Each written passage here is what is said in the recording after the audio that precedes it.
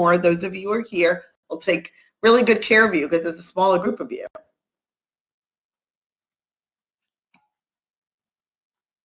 And Ellie is putting the grounding activity is in here. We had a lot of good.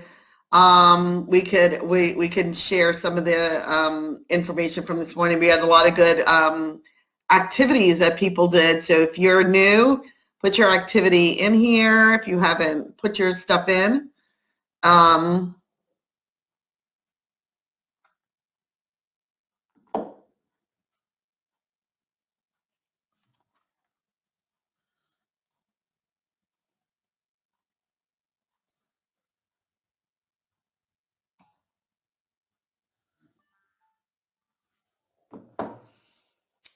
And Ellie has put in the chat the activity, the grounding activity, and you haven't put the notes yet, right, Ellie? That's just a grounding activity? Right. Correct. Okay. But the grounding activity actually has a link to the meeting. The notes. Right. Oh, good. Thank you. Mm-hmm.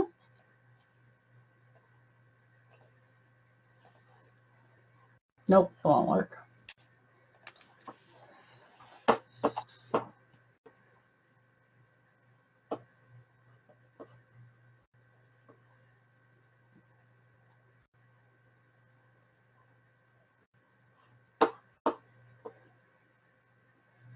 A lot of Peloton.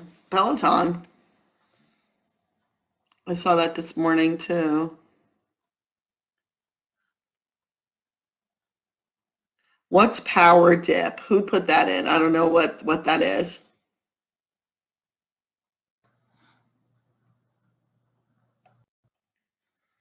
Amber put that in. Landscaping, yep. Oh, sorry. I will, Brad.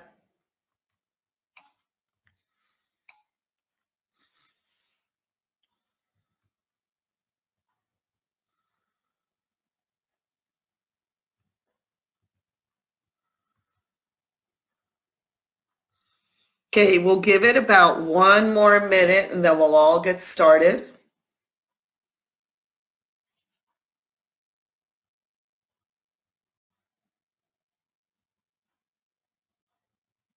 We finished my dining room table. Look at that. That's a new career that you could start having if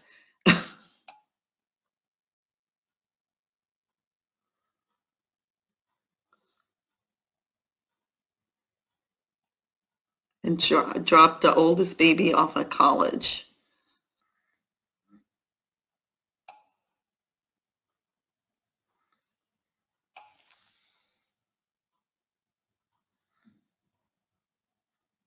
Oh, City Row Go.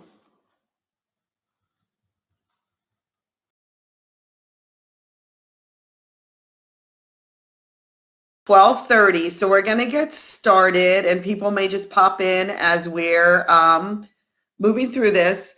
So, hi, I'm Debbie Lorenzo, and I'm the coordinator from the Office of Special Ed Procedural Support, and I have, and Ellie, do you want to introduce yourself since you're doing a lot of the presenting with us this morning? Hi, everyone. It's the afternoon. It's the afternoon. Hi, everyone. Good afternoon. I'm Ellie Stack, and I'm the coordinator for special ed instruction. And we are thrilled to have you with us today as we're starting this third week of school. You've received a link, an email, and we will also post it in the chat window that will take you to today's meeting guide. And this guide is a place for you to take notes during our meeting. It also is a place for us to include links. We're talking about a lot of documents that have links to them because, of course, we can't give you the handouts, though I'm sure many of you are missing that big pile or table of handouts that we typically have. So go ahead and you can pull up the meeting guide. Like I said, we'll post it. And then the last thing I'll say, and then I'll turn it back to you, Debbie, is I'm also going to be posting a poll that I need to put it back together, but we want to find out who's in the room today.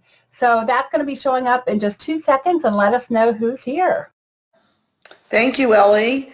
Yeah, and I just wanted to reiterate what Ellie said. We're just so grateful to have you here today, and thank you all so much for everything you have done to get this school year started. You worked really hard throughout the summer, It seemed like it didn't end, but you were amazing getting IEPs done, working through a lot of information and supporting parents and families to get the school year started. So we really appreciate you, and we know that you're really busy and appreciate the time that you're giving us today. So we're going to put up our agenda for today.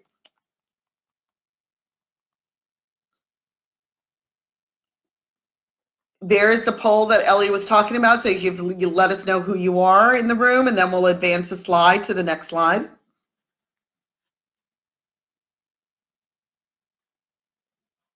These are our agenda items for today. As always, we've got a packed agenda, but we've got some activities while we're in the different agenda items that we have.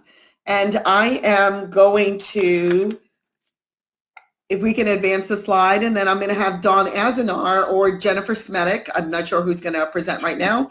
We'll talk a little bit to you about Padlet and about answering questions as each presenter comes up.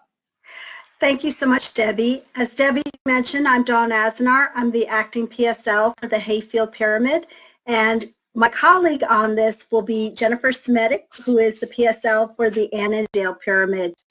We know that as you're going through this process that you're going to probably have questions, and rather than having them in the chat room where they could get lost, what we thought we would do is go ahead and have a Padlet. Linked on the slide is the link to the Padlet if you want to use your computer, or if you prefer to use your camera on your cell phone, you can take a picture of that QR code and it'll link you in. We will have these links available at the beginning as well as periodically throughout the presentation, so that way you have it readily accessible. And that we ask that you just add your comment or question in. And then we'll have points where Jennifer and I will kind of share with the team what the questions are. Thank you very much. Thank you, Dawn. Okay, so we're going to start off our first presentation with Nicole Bernard from the online campus. Nicole? Yes, hi. Sorry, I'm just getting my video up. Thank you so much for having me here today. I think I saw Ken pop up too. He's the OC coordinator for Online Campus. So basically, I just wanted to come in today to talk about Online Campus and moving forward and working with students with IEPs and 504s. So at Online Campus, we deliver courses identical in content to those offered in our traditional classrooms, and we use multimedia to engage the students. Students with FCPS may enroll up to 2 credits as part of their standard 7 high school credits without any fees or tuition. How students register for Online Campus, there is an online application form on our website, but they may also get that through their school counselor, and they would complete that form and then return it to the base school, and then we need the approval of the DSS from that school. And then all students must be available to attend weekly live online sessions during the evening at the fixed weekly dates and times. So before sending in a new registration, we hope the school counselor would connect with the case manager regarding the requested course or courses. Accommodations and classroom testing accommodations and services with students' IEP team will be reviewed to ensure the student will have equitable access to the online course. And then if it's applicable, the IEP team will develop the plan for the student, access to local support services, and or amend the IEP as appropriate for compliance in an online environment. And then the counselor would send in that support plan and or amended IEP to the Online Campus whenever they send the Online Campus registration to us. Here are some of the accommodations and services that are not readily accessible with Online Campus. Access to classroom audio material. Access to audio material is provided in online courses when available, but some materials such as PDF files aren't always accessible. Accessible text, Braille especially. Online Campus does not have copies of course materials in Braille. And then dictation in English to scribe. Online Campus does not have a SPED support. So these are some accommodations we would be reaching out to the base school for assistance. And then some other accommodations that are not readily accessible are press materials, Reduced language level, reading level, plain English school support is needed as online courses and assessments do not always contain reduced language level instruction materials, assignments, or assessments. Read aloud or read on. So given the asynchronous aspect of the online learning environment, the online teacher will not be available to read directions, assignments, assessments to the student. It will be asked that the base school provides this accommodation. Though a screen reader will read text within the online course, there may be sections within the course content the screen reader cannot access. For example, image files and online assessments. And then for adapted PE, we do not have an itinerant APE teacher on staff. So the goal would be that the counselors and case managers would collaborate and communicate on how to provide for accommodations and services not readily accessible in the online learning environment prior to submitting an online campus registration form.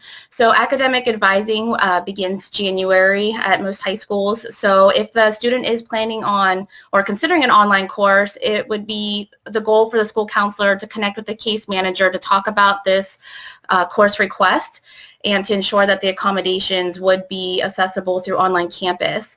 It would be awesome if that connection happened in the spring, because when I was reviewing everything in July and people are off with contracts and enjoying summer vacation, it was just difficult. I wasn't able to reach out to anyone. So that's why it's one of our goals that this conversation will happen prior to submitting an online application for online campus. So if applicable, the counselors will send amended IEP to online campus along with the online campus registration. We are here to also provide guidance on accommodations and services not accessible in our courses to assist local school IEP teams. The case managers will include the online campus teachers in goal assessment and reporting. So throughout the year, if there's any updates, we would love for the case managers to update the online campus teachers as well. And we want to continue to build relationships with the base schools and ensure all students have equitable access to their online campus courses. And then the last slide has my contact information, email, and phone number. And I know Ken's on here as well, so anything you want to add, Ken? No, well, first, could we take some questions? And then I can add one thing. At this point, there was only one question that was put into the AM slides, and I'll be happy to read it. And that was, are we allowed to teach FCPS online courses? Yes, qualified during the virtual school year as special education with HQ and SS.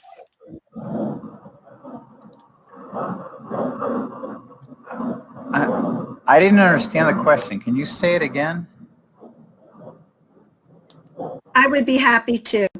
It appears this author would like to know if they could teach the online courses. It appears that they have the highly qualified status. So the answer is we have a course that we generally teach in the fall and one in the spring. And we had one this past summer, which is unusual for us just because there was a huge demand.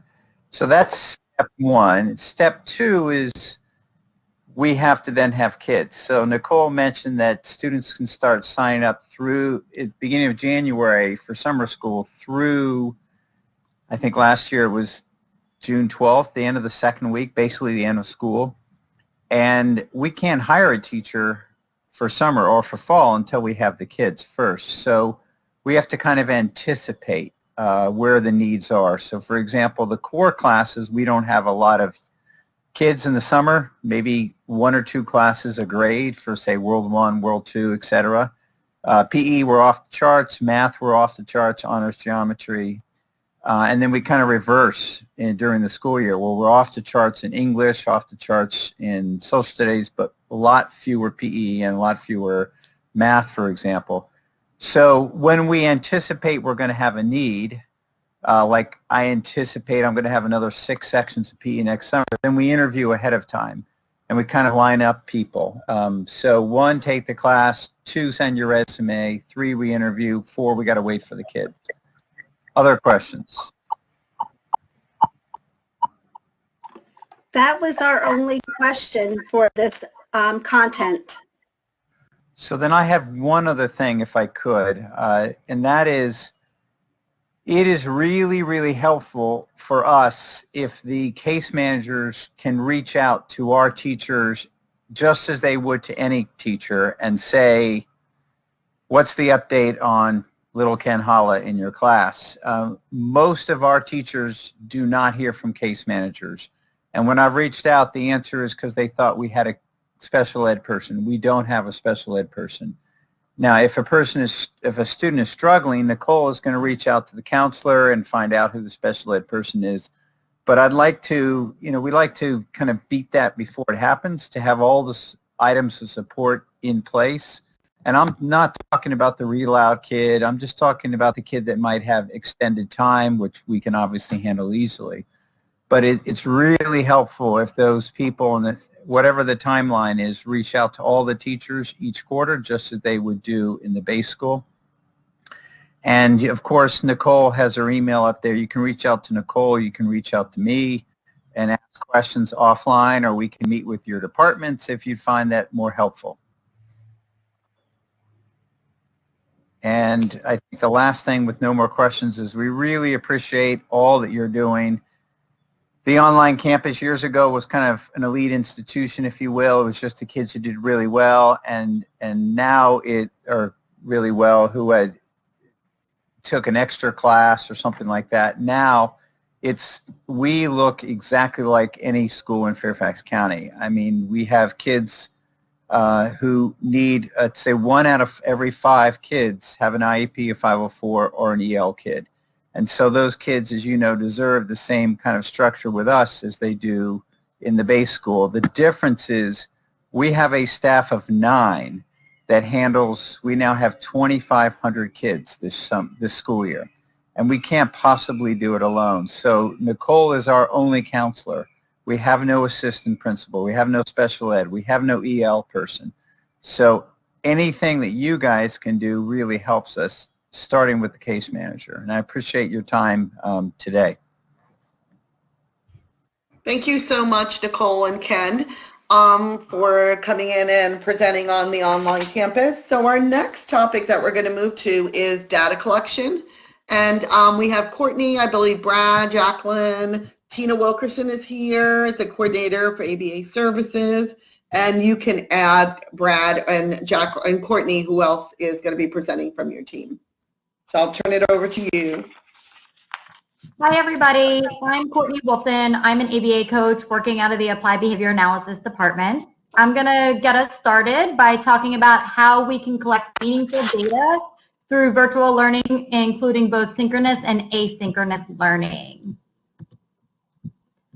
So looking at our agenda today, first I'm going to ask you guys to identify some successes and some barriers while collecting data in the virtual learning through a Padlet activity. I posted the link in the chat box, and it also is in your notes section. And then we're going to go over some creative ways to collect some data through asynchronous learning.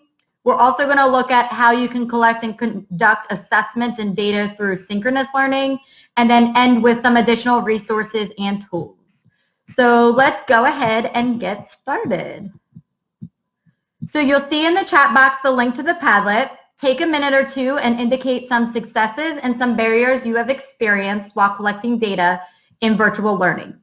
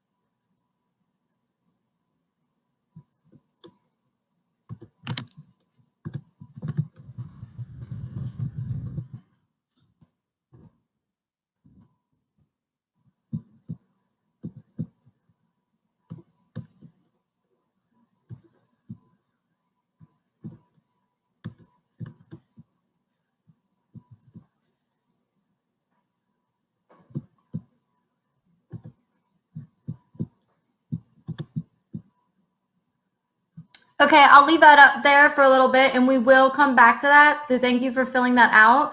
Now we will give you some additional ideas and resources throughout this presentation to help tackle some of those barriers that you guys have listed. So thank you. All right. So why do we want to collect data during asynchronous learning? Well, just like we did in face-to-face instruction, we're working on tracking progress for new skills or maintenance skills. And sometimes you may not have enough time to be able to collect all your data during those synchronous learning sessions. Thank you. So what are we collecting data on? Well, it includes various targets. So some of it may be IEP goals and objectives, any instructional target that you may be teaching to an individual that could correspond with a pacing guide, any learning objective within the evidence-based program. And we know that this might be difficult depending on the profile of your learner. So let's take a look at some creative ways that we can get some additional data.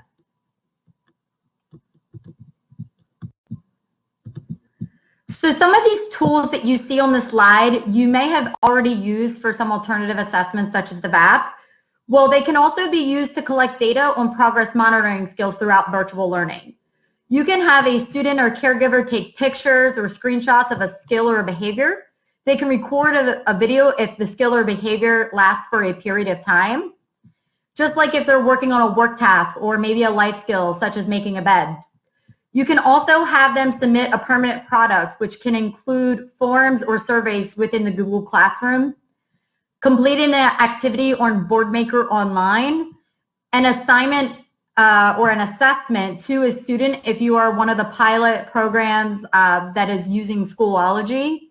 And last but certainly not least, you can collect data through those evidence-based program tools that are available asynchronously. So know these tools you choose will be dependent upon the student and their learning needs. Some students may not be suitable for a permanent product due to their deficits in independent and independently completing it, while many other students would be better suited with a video of them performing a specific task off the computer. And I know you all are wondering about the fidelity of data collected throughout asynchronous activities.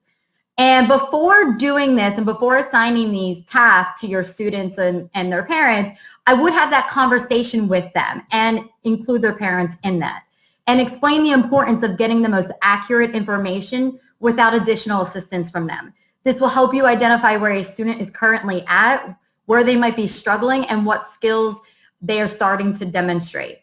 And also keep in mind if a student masters a specific skill that you are tracking during asynchronous activities, you'll still want to check on it and measure it once we return face-to-face. And also make sure you write in your progress report notes in that goal or objective that the skill or behavior that you were tracking was measured through asynchronous activities.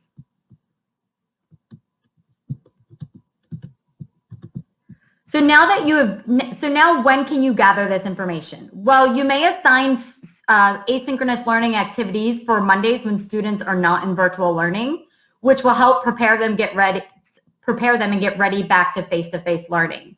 We know that this is just some ways to collect data through asynchronous learning, and there may be many more out there. So please talk to your fellow teachers, your support staff, and collaborate with them on and to develop activities that suits your students best.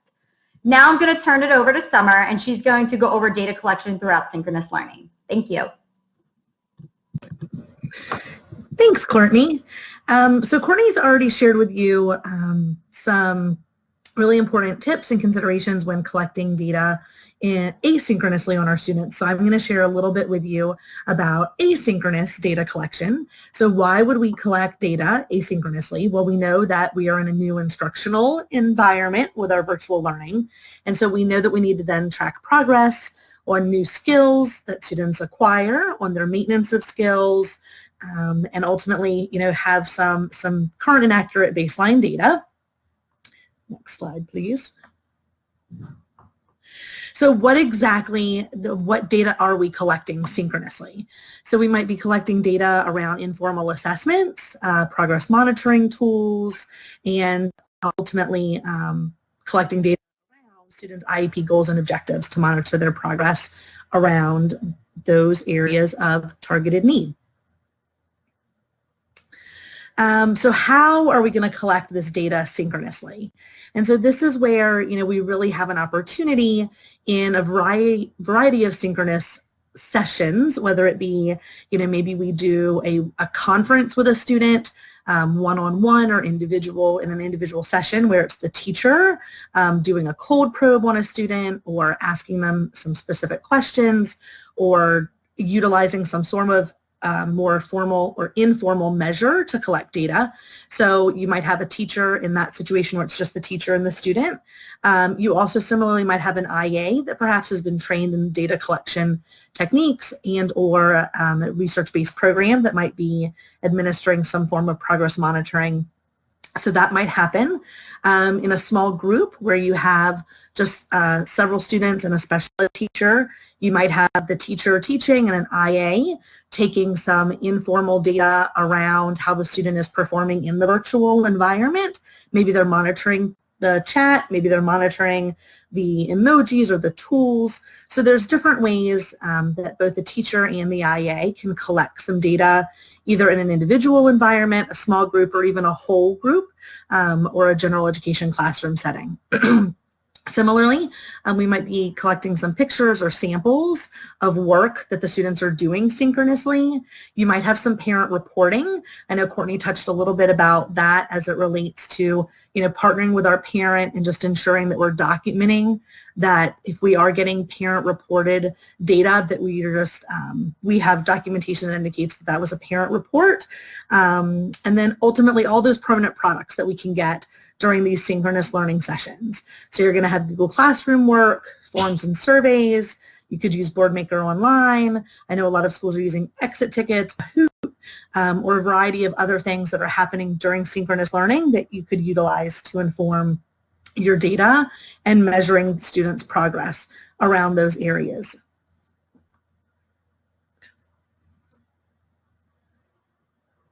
So when does this happen?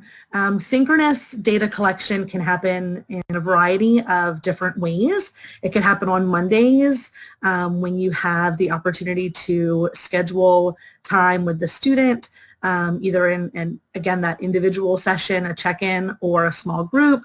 It could happen during Tuesday through Thursday. I know schools, secondary schools have that extra period. It could happen during that time. So again, that's you working with the family to schedule those opportunities.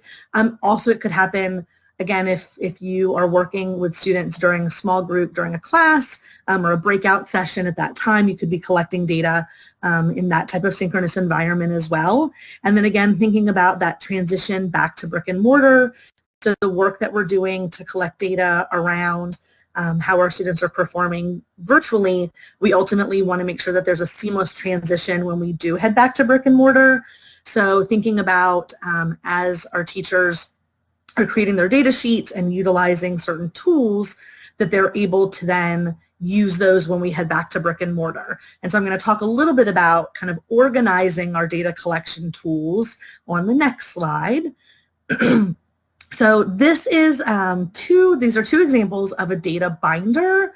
On the left, you see an actual picture of a hard copy of a data binder, and that's one that was developed for a Cat A case manager, where there are copies of the IEP, current progress reports, a parent contact log, and then each tab on the binder is a different goal that the student has with a data sheet for that goal, and then a place to put work samples and evidence of that goal or evidence of the data that was utilized to measure that goal in each tab. There's also a tab for an FBA and a BIP if that's applicable to the student based on their needs.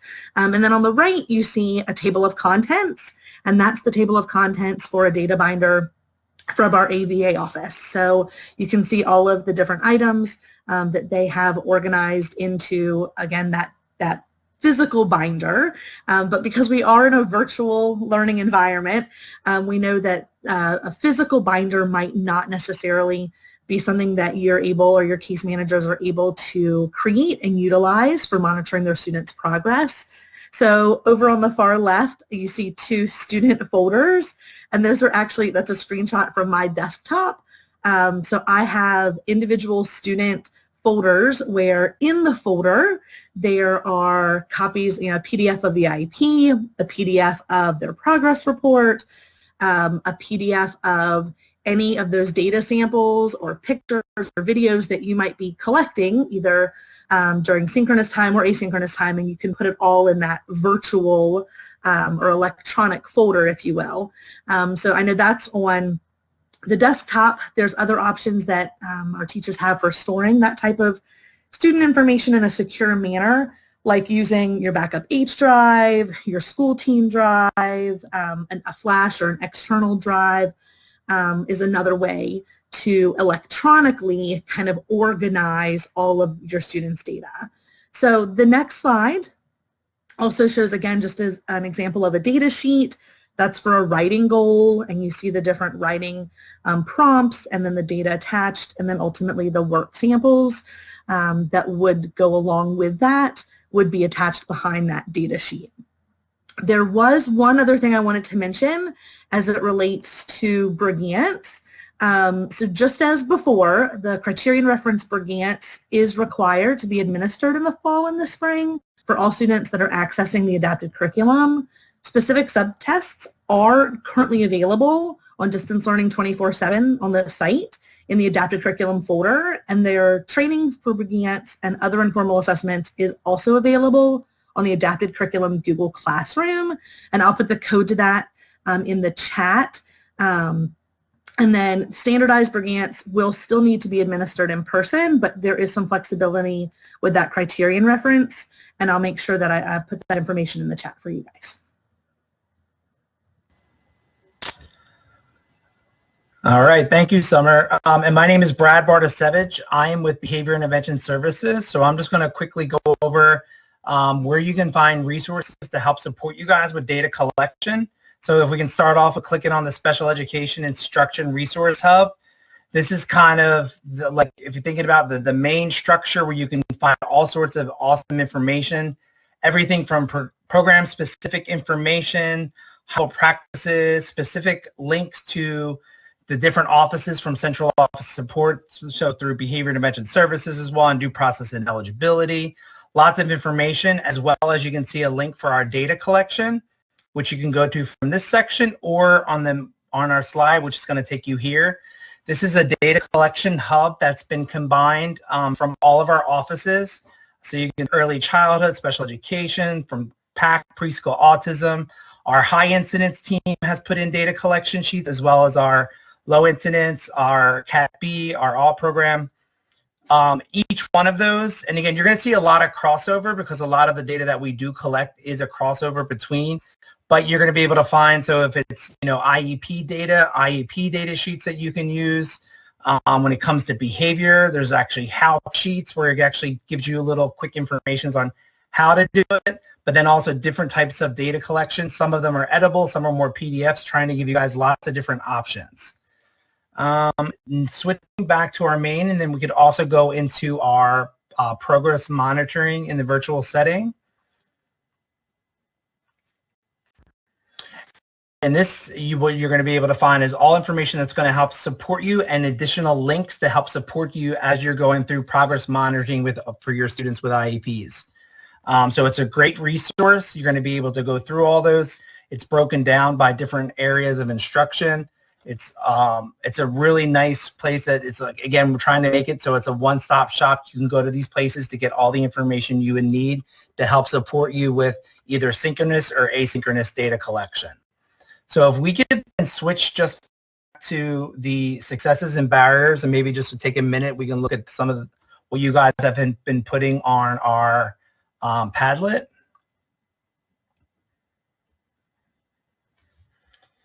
I'm going to pull it up on mine so I can see it bigger. So looking at some of the barriers, so it's awesome to see the successes. There is that opportunity with parent coaching. When we think about some of the barriers, it looks like, some big ones that we're seeing is, I saw one like with the camera being turned off. I think when we think about any of these barriers, it might be individualized. So the recommendation would be to reach out to all the stakeholders who are involved. So reach out to your PSL, to your ABA coach, to your behavior intervention teacher. We can better help support you guys, because if it's a situation in which the student is not turning the camera on, we might be able to, how can we systematically break that down smaller to see how we can help with some of that.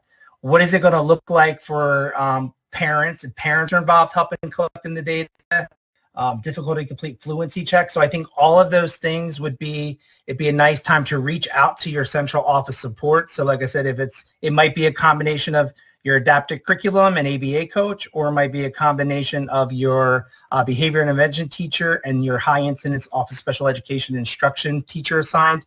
We're here to help collaborate and problem solve with you through some of those barriers. And we can do that through providing some virtual observations to kind of see what's happening. Then we could do a staffing to talk about how we can help support you with those, getting that data collection. All right, thank you so much, everybody. Any other questions while we're here? All right, well, I hope you guys all have a wonderful afternoon.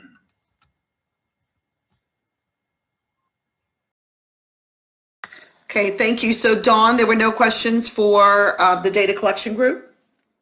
No, there were no questions. Okay. All right, thank you. So I'm going to move on to Ellie Sack, who's going to talk to us about sharing successes. All righty. Well, for this part, I want you to picture us over at Willow Oaks, and you all are all sitting at tables. And we wanted to take time today to allow you all and everybody who's here today to talk about the successes that we've seen. We know that in some cases, it's been a little bumpy ride to get where we are, but each of us have had to come up with new ways to do the work that needs to get done. And so for the next part of our meeting, we are going to break you up into small groups, and I am going to take care of putting you in groups randomly. And when you're in your small group, what you are going to do, and I'm scrolling down to my example slide, what you're going to do first is you're going to find the slide that has your group number at the top. So your group is going to be your room number. And so if you're in room 20, you're going to scroll all the way to the bottom and find the slide that says room 20 and group number 20. And I would like for you all to introduce or put your names, first name and last name, and the school that you work at, or central office, the office that you work for. You're also going to pick a timekeeper, somebody to keep an eye on the clock and somebody to keep an eye on the chat window. And then you're going to move to the activity. And the directions for both of these are available on your meeting guide. So they're all written out, so you don't have to remember it all. But after you all introduce yourselves, and I would like for you to introduce yourselves out loud and talk about what role you're in and how long you've been in that role, then I would like for you to think about the work that you do and some of the successes that you have seen or strategies that you've had to put in place. Because the work hasn't changed very much, but how we do it has changed drastically. And we've given you a few categories to get started. So as you think about successes or strategies that you've put in place to help build relationships or collaboration, that goes in this first column. Strategies to help with communication and scheduling goes in the middle column. And then if you have any other strategies that you've come up with, they can go, that don't fit in those categories, they can go in the other column. And it's similar to, just like if we're sitting at that table at Willow Oaks, where each person we're doing jot thoughts, would take a pen, write down their idea, and as they put it in the middle of the room, or the middle of the table, they say it out loud. So I would like for you all to say them out loud as you're posting them, so you'll want to take turns, and you'll have more than one turn, so just say one per turn. After we take the time for the groups to work on this, then you're going to take time to look over the ones that are posted. And as you look at the ones that are posted, you're then going to vote for the ones that you want to hear more about, or the strategies that you're going to implement after this meeting, or maybe try at your own school. And so you're going to put your votes in the vote column. And you can use your initials to put the vote, or just put an X there. And whichever one has the most votes, those are the ones you're going to talk about. So in this example, I can see that over here in the middle right-hand column of the yellow, or yellow screen, that this one has the most votes. So whoever wrote this strategy down, they're going to take a moment to share it out with the team so we can learn more about it, so that we can duplicate it ourselves at our school if we would like. And then after that person's done, we'll take time to go through the other ones that also have the most votes. All right, and then at the very end, if you have time, what I would like for you to do is talk about how you're going to share the information that you're getting at today's meeting back with your special ed teams. So in the past, you would just, go back to your school, make copies of the hundreds of handouts that we gave you, and then have a special ed meeting. But how are you going to do that now without us giving you handouts and without being able to meet with your team in person? So that is the activity. I'm going to post the link in the chat window in a minute.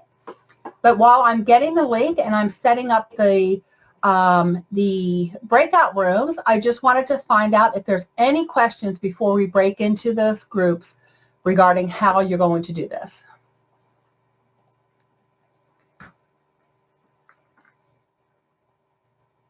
All right. So I am not on the main window, so if you have a question, don't put it in the chat window because I can't see the chat window. Go ahead and say it out loud. And while I'm doing that, I am going to, let's see.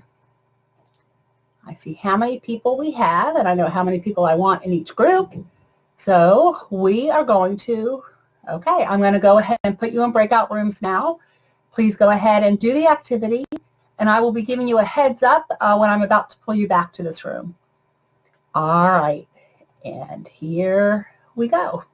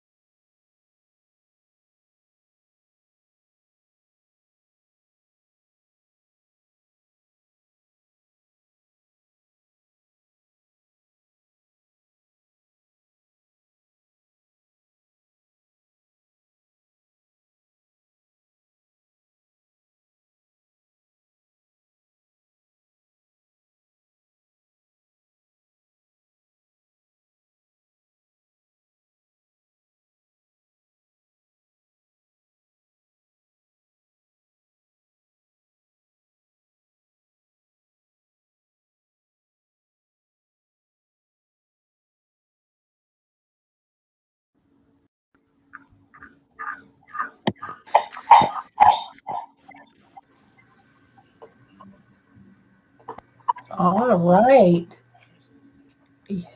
Welcome back to the main room. I really appreciate the attentiveness into that activity, and I enjoyed looking around at the different strategies that different people had mentioned. You have access to that slideshow, so feel free to look around and see what some of the other groups came up with as successful strategies that they've implemented. If you see a strategy that you really like or you want to learn more about, if you look at the white slide that that precedes the activity slide, you can see who was in the group and send an email to the group and say, hey, all, who had this strategy? I want to learn more about that. So that is, feel free to look around. With how busy all of us are right now, it doesn't make sense for us each to be recreating the wheel. And so let's use the collective strategies and successes that we've seen to help us do our jobs maybe a little easier. So thank you all so much for that. We, at this point, are going to switch over, and Debbie Lorenzo is going to tell us about the primary case manager screen or report in CSTARS. Debbie. And before I move into that, were there any questions, Dawn or Jennifer, for Ellie? No, there were no questions. All right, thank you. So we've covered this topic a couple of times in different meetings, I think. What I'm going to segue into is that those of you may have heard from your principals or are hearing now from your principals about the cohort groups that may be coming back into returning to schools. I know that there may be a presentation tomorrow at the school board meeting with a little bit more detail, but as we're looking at some of those phasing in of cohorts and as we're looking at upcoming staffing meetings, what's really important that if you can continue to do this, is to go into that PCM tab and make sure that the program of study, the program that they're in, and the case managers are current for those students. Tina, myself, Ellie, Denise, and some of the other DSS team members that attend the staffing meetings use this sometimes to look up requests or sometimes to actually open them up when we're in these staffing meetings and we're getting questions about numbers of students or how many classes.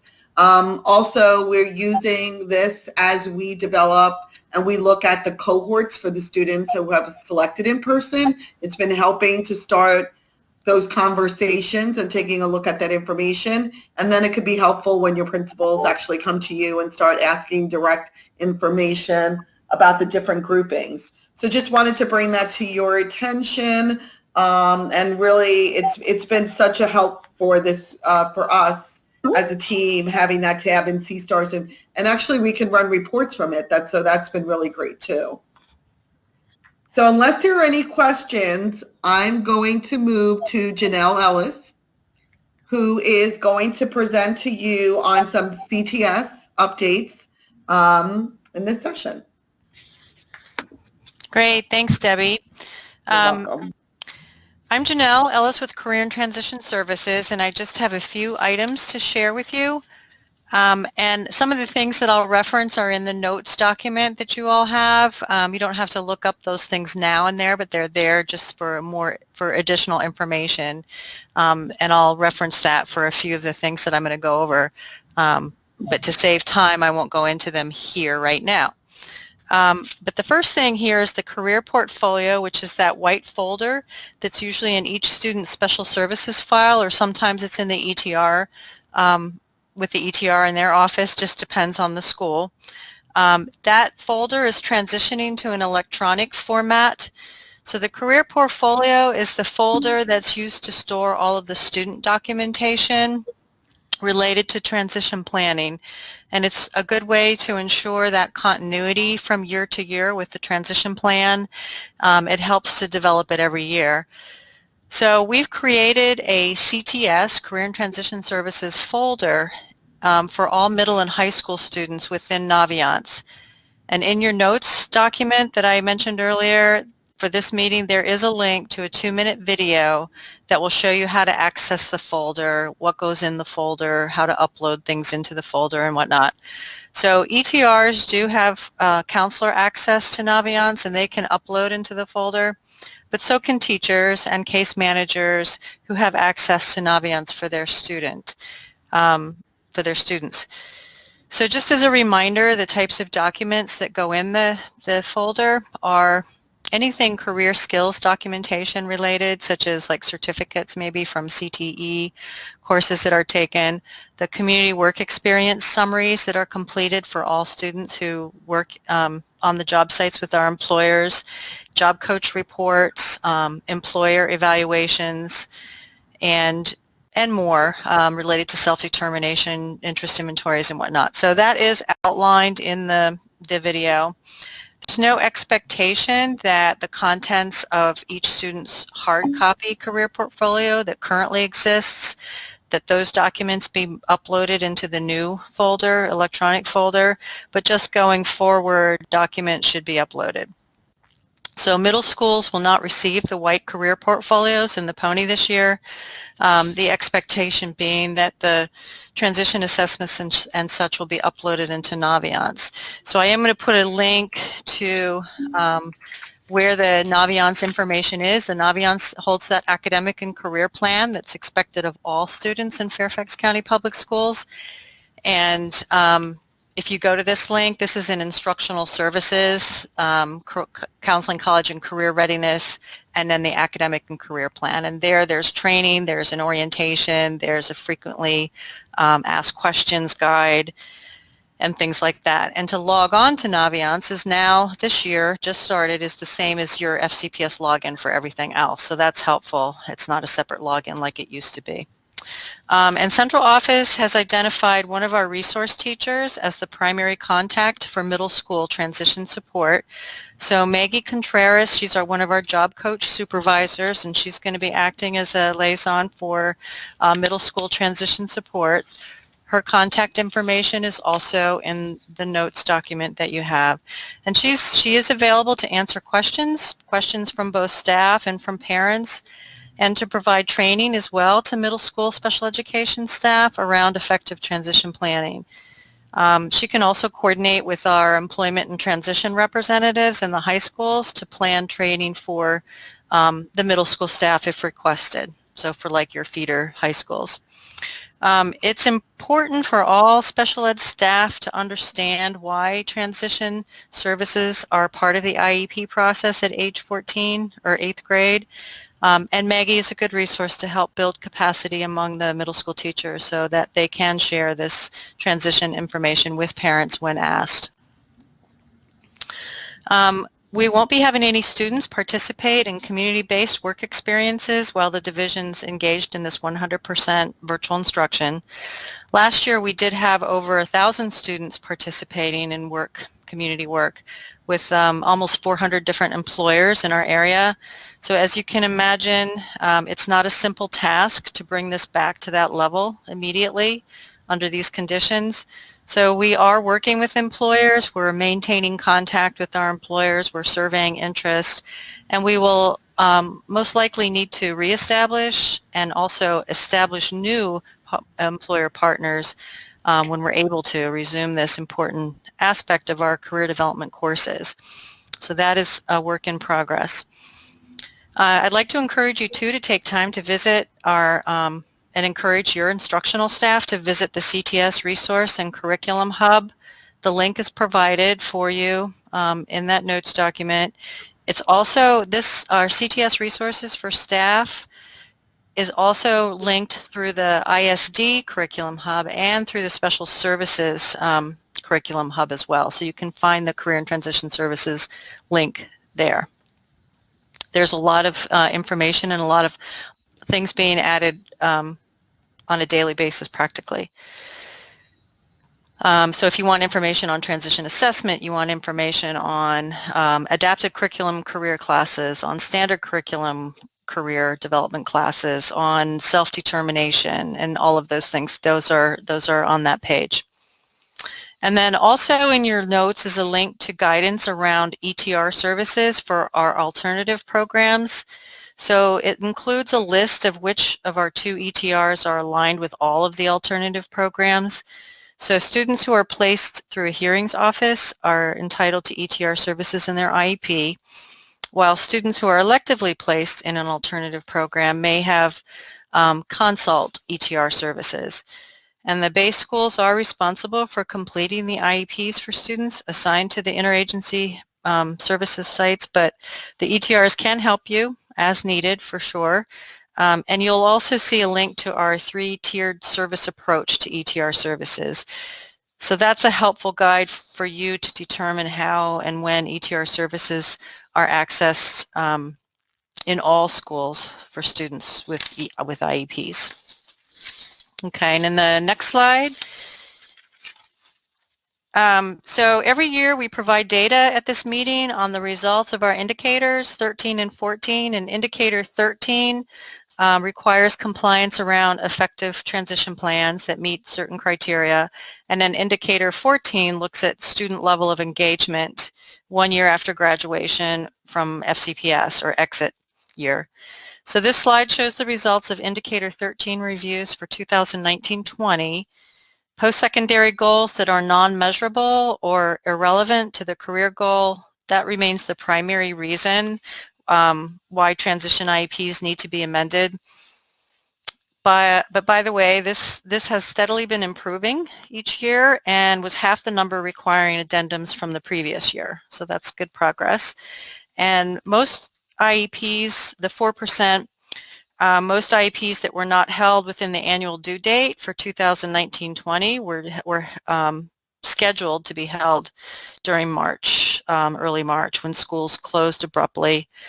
And it's important to note that during 2017-18, 10% of IEPs were not held within the annual due date, which dropped to 4% during 18-19, and then it remained at 4% for 19-20, but I think without the abrupt closing, there's a chance that that number might have been lower than 4%. So it again shows steady progress in that area.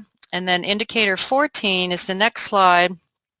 And this slide shows where FCPS is in relation to the state targets for the number of students that are involved in higher education, competitive employment, or some other type of post-secondary training or employment like military or supported employment and that kind of thing.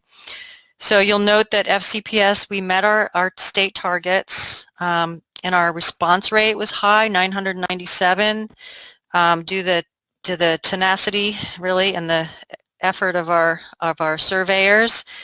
And this was out of about 1,800 or so students, leavers, school leavers we call them. There's a more detailed data breakdown that will be available soon, so if you're interested in knowing more about like which disability groups were involved in post-secondary employment and education and the level of involvement in IEPs and high school satisfaction and that kind of thing, that data will be coming. And then lastly, just the last slide here is just on our some CTS services events that we have coming up. I just want to make sure everyone's aware of our events so you can help spread the word. There is a link to our calendar of events throughout the year. Most of them have dates. The two that are coming up this fall are the Community Resource Fair, Moving On to Life in the Community, which is October 21st, and it will be virtual. This event is really important for students and families who may need ongoing kind of supports after they leave FCPS. So residential supports and ongoing employment supports, linkages to community services and Social Security, things like that. The new event this year is our Post-Secondary Education Boot Camp for students with disabilities. That will be virtual November 9th, and it is a 2.5-hour workshop where students will learn how to conduct college searches, how to complete the Common App, and understand how to go about getting disability support services, and just kind of receive the executive functioning support for the next steps in the process. So this is just geared towards seniors. or for seniors. And in coming years, we're going to work to hold this earlier in the fall. But just with the way things were this year, November 9th was really the earliest that we could schedule it, especially this being the first one. So please share this with teachers and with seniors who are planning to attend college and could benefit from this extra support. And that's all I have. I'm happy to answer any questions. Okay. Well, at this time, we do not have any questions on the Padlet.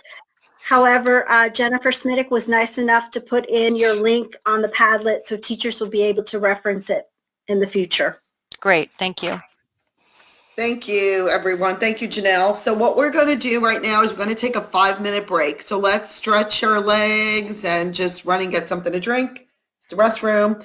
About 1:50, we will return. Thank you.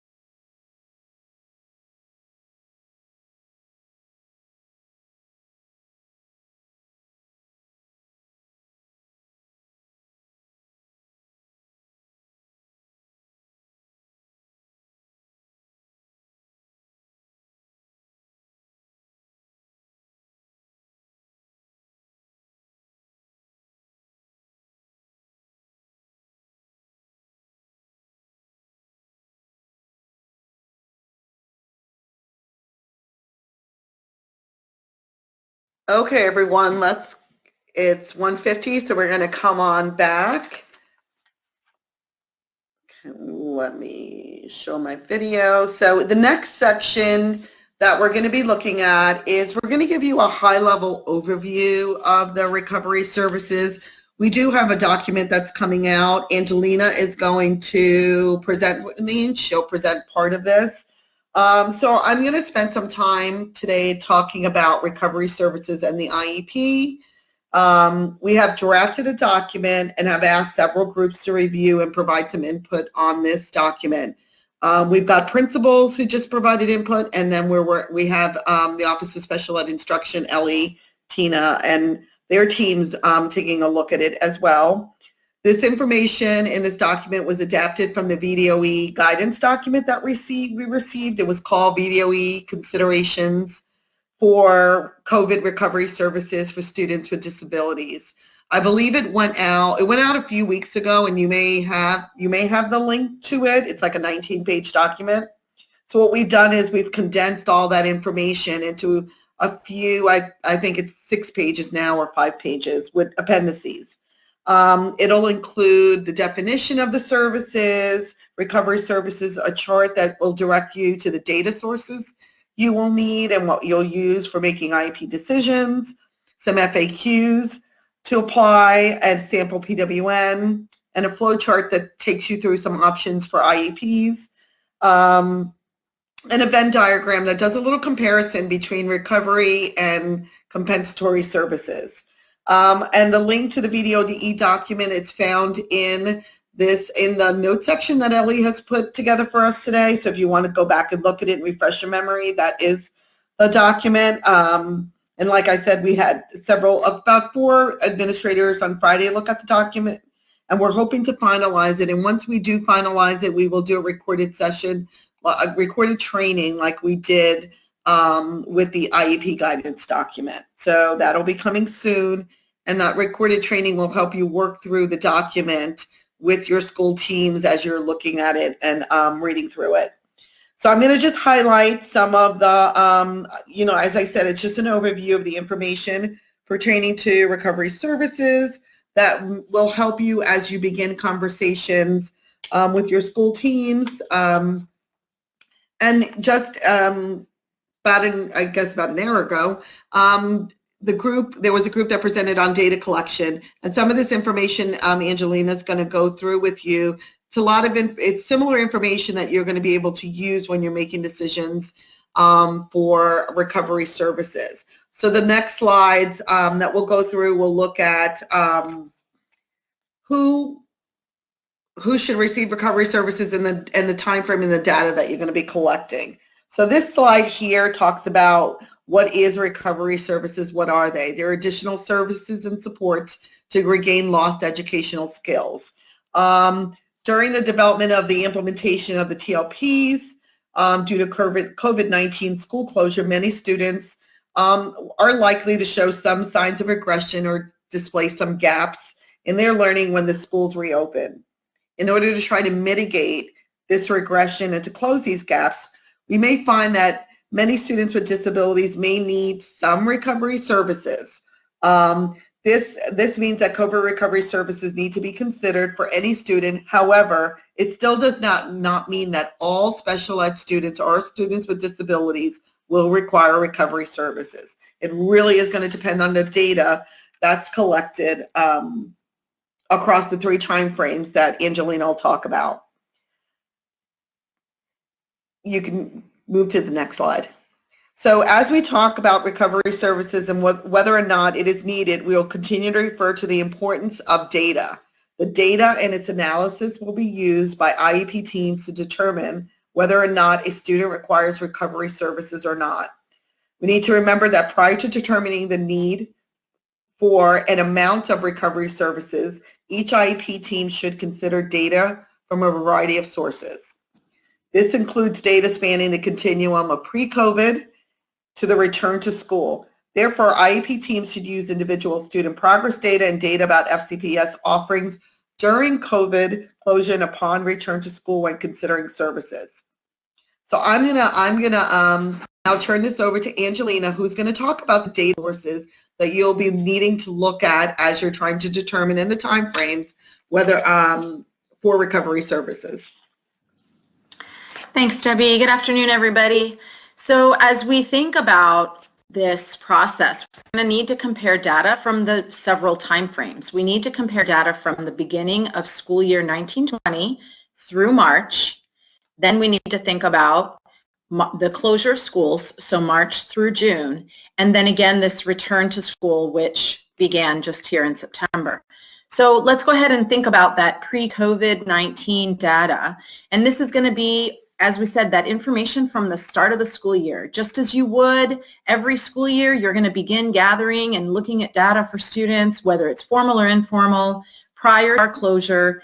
You're going to establish that baseline and look at the student skills and their performance on their IP goals, as well as their progress on their goals and objectives, the various benchmarks, the observations, data from teachers, any therapy, supports that students may have been receiving through related services, input from parents, and any other folks who may have had direct contact with the student regarding maybe they did screenings or any assessments that were done, any other information that was obtained on the student. Again, this is pre-COVID, looking at all of that as your baseline data. You may even have some pre-test and post-test data that's curriculum-based in nature, any other relevant factors. And so as we look at some of those possible examples, you know, those IEP progress reports, we might be looking at grades and report cards that we may have had prior to the pre-COVID, prior to the COVID shutdown. As we look at some of that data, we ask ourselves some questions around this time frame. Did the student make progress on their IEP goals and objectives before Governor Northam shut the schools down? If so, what were the students' baseline measures, right? How do we determine that progress? What were those baseline measures on the IEP goals and objectives?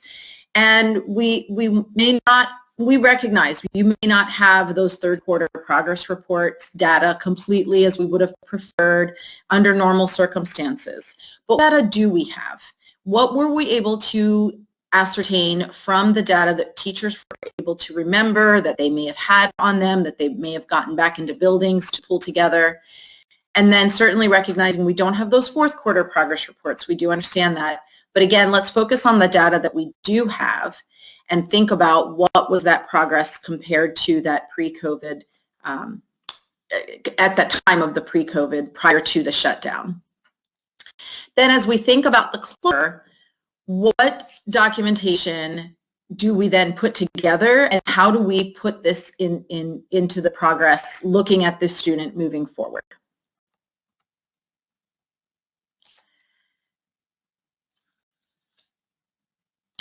So as we just shared, we don't necessarily have the quantity of the data from third quarter. It's not even the quality that we would typically have presented to parents.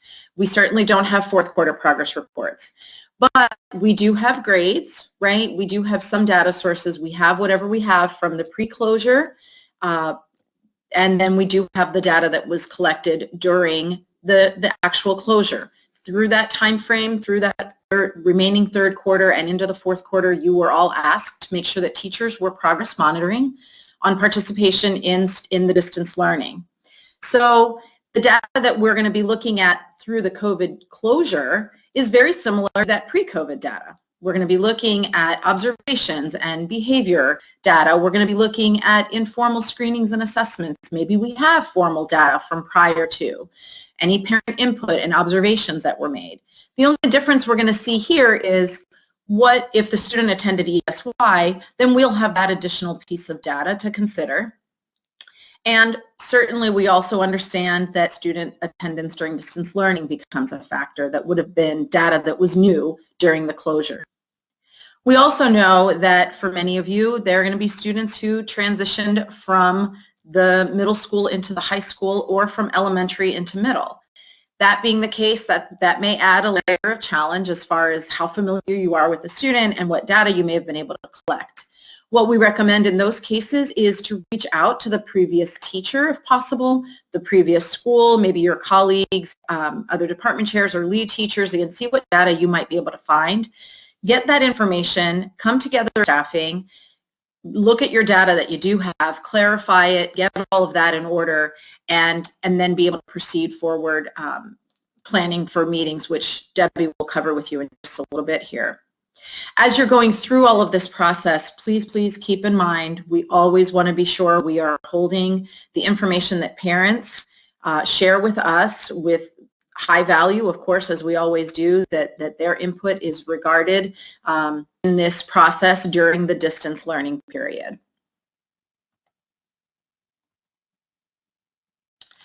Then as we transition to that timeline continuum as through that school closure, some questions to think about are, what were the goals and accommodations and services that we were able to offer in the TLP, in that temporary learning plan? Did the student engage in the distance learning? And if so, do we see progress or opportunities that educational opportunities that we provided? Did the student progress in that, or did we actually see some regression? Were the services and supports offered? Did the student access them? And so sorry about that, everybody.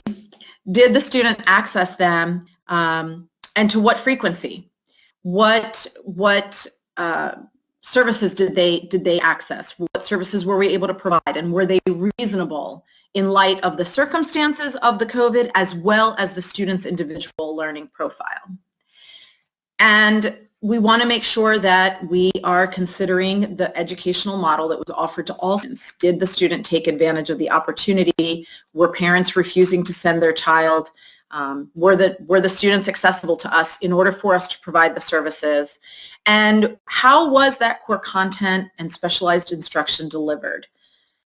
Did we monitor that student's performance? What was that student's performance like during that closure? As you're reporting out the data, look at that participation, the frequency, the level to which the student was engaged. How much work did they get done? Did they make progress on their IEP goals? Then any grades that we're able to get, any input that we're able to get. And again, please remember, we want to get that parent input and consider it very seriously.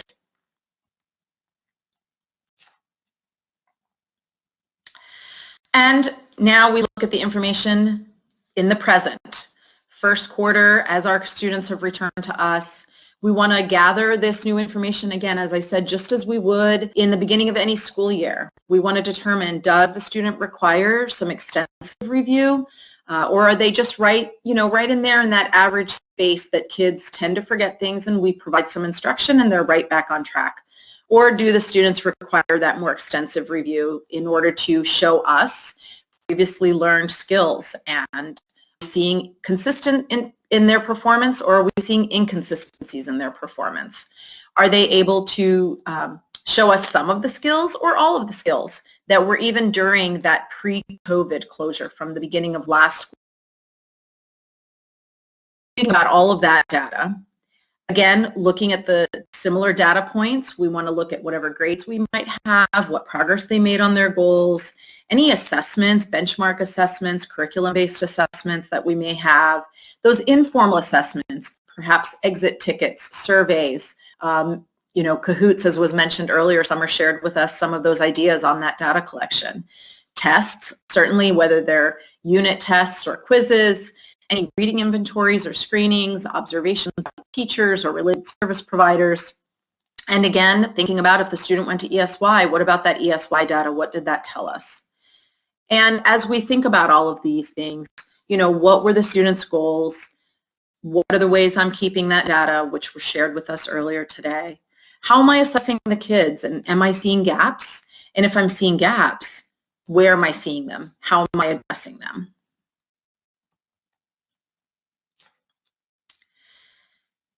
As we're again thinking about that return to school, how does the student perform after this school year has started? So let's give ourselves some time and thinking about all of that data. What is the local assessment data telling us? What about how the student is performing vis-a-vis his or her peers? How was the rate of their learning? Is it taking them a much longer period of time given our educational model being virtual at this time? Looking at the social emotional issues a student may be presenting that might be impacting their learning. Again, we really want to make sure we're focusing on the whole child. Is the student not experiencing, or I'm sorry, is the student experiencing some behaviors that no one really noticed in our other two data collection timeframes, meaning the beginning of last school year up through March, and or during the virtual learning, the distance learning timeframe, or maybe not even during ESY, but now we're seeing some new behaviors that may be having social emotional connection. So really want to be thinking about that. We know that this is a lot of information, but we really just wanted to give you an opportunity to hear it right now and sort of digest it, start processing it as you're supporting your teachers with these conversations and the data collection through these coming weeks. Please know that you are always welcome to reach out to those of us in the procedural support office, your PSLs, the due process and eligibility team, clinical teams in your schools, related service providers, and certainly the Office of Special Education Instruction, those team members to support you at any clarifying information you might need, answer any questions to the best of our ability that we can. So Debbie's now going to take you through some important suggestions as you get together to have those really significant conversations with each other as colleagues as well as with parents. Okay, so I'm going to, thank you, Angelina. Oh, hold on. I don't know, are you getting reverb? I am getting a weird sound on my end. Hold on, let me try something. I fixed it, Debbie. It should work now. Okay. All right. I was like, it sounded like a Martian was coming in. Okay, so IEP meetings, IEP teams. Again, as Angelina said, it is a lot of information that we're giving you, so we don't expect you to leave here and walk away and understand how to do this. There is that document is coming out, which is going to help support the conversations. So the slide I have up is the information regarding the IEP team and meetings. It is important to note that the closure of school due to COVID is not a normal school break. And this should be taken into consideration when considering a reasonable time standard for recoupment. Typically, all students need about 6 to 8 weeks to recoup skills when they've had breaks in school. Students with disabilities may require more than the 6 to 8 weeks to recoup their skills based on the COVID school closure. The determination of COVID recovery services is made by the IEP team after careful review of student performance and data, including pre-COVID closure, student participation, and performance during COVID closure, and performance upon return to school, as Angelina just explained to you in the earlier slides. What we are recommending is that you schedule meetings after the data has been collected, about 7 to 9 weeks before going to IEP. However, you can reconvene the IEP team as stated above if parents make a request or school staff are aware of the following: a lack of expected progress toward annual goals and in the general ed curriculum, the collection of student data to inform decision-making for COVID recovery services, and the results of any reevaluation conducted, information about the child shared by the parent that needs to be addressed, or students' anticipated need for COVID recovery services. Again, you do not need to wait for the 7 to 9 weeks to pass to reconvene as an IEP team. If you believe your teachers come to you, case managers, a parent, and you want to reconvene that meeting because you really believe you have enough information right now or in the next coming weeks to make that determination, you can move ahead. You don't need to wait for the 7 to 9 week time period.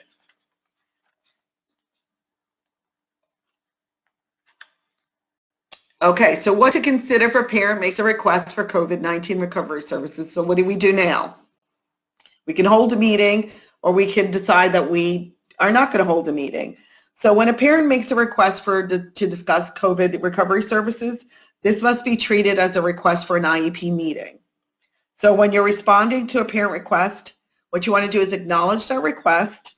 You want to acknowledge the receipt of that communication. then you should do the following. You're going to communicate clearly to the parent the amount and types of data required to address COVID recovery services during the conversation about the need for an IEP meeting. So for example, Angelina talked to you about pre-COVID information, COVID closure information, and return to school information. So you would share that with the parent. In order to make an informed consent, we really need to make sure we've got all this information.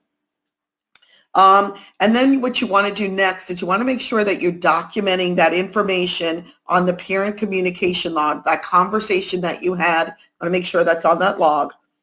After you communicate the data required to make a decision to the parent, the school team has a choice.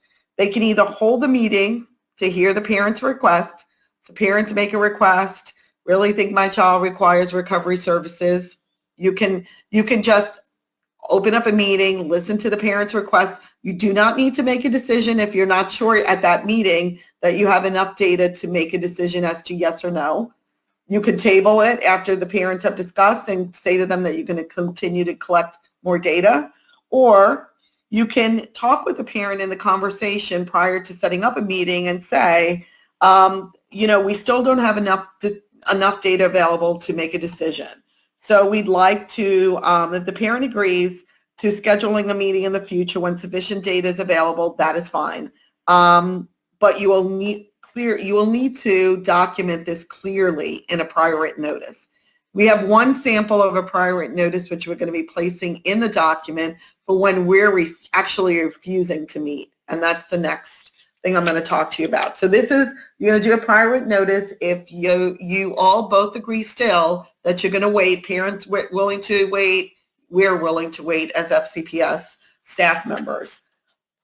However, if you get a request to discuss recovery services from a parent and the school team is not comfortable holding a meeting yet because you do not have the data, you can refuse the meeting. You can decline the meeting with the parent. However, you will need to you need to put together a PWN, a standalone PWN, and you'll need to clearly document in that PWN the reasons for the refusal, the justification, the need to assess student progress.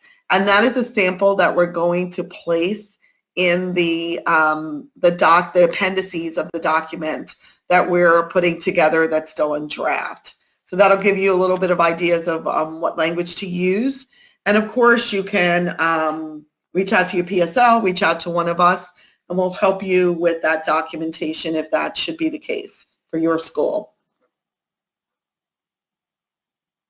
Okay, so the next slide, there in the document that we've drafted, we have a flow chart that we've developed to give you some scenarios of what you should do when you're holding an IEP meeting. Scenario 1, scenario 2, scenario 3, and 4. Just follow you would follow that flow chart, and it would take you through the process. Not going to go through in depth the flow chart because as I said, it's still in draft and we're making some tweaks and changes to it. But there will be a flow chart in the guidance document for you to use and to help support the conversations with your case manager. But if I haven't said earlier, one of the most important things, I'm not sure, Angelina may have mentioned it, but when we are holding our IEP meetings, the importance of the staffings. In trying to, and staffings ahead of time, even before you decide to meet, it's just getting together and starting to look together as a team at some of the data that you have. Depending on the student needs, maybe you just take a couple of students at a time, but start taking a look at what is the data saying in regards to IEP progress, grades, and that other information. So this slide is a slide, it's about compensatory services. We've heard from some of the school teams that parents have referred to the recovery services or have asked for compensatory services.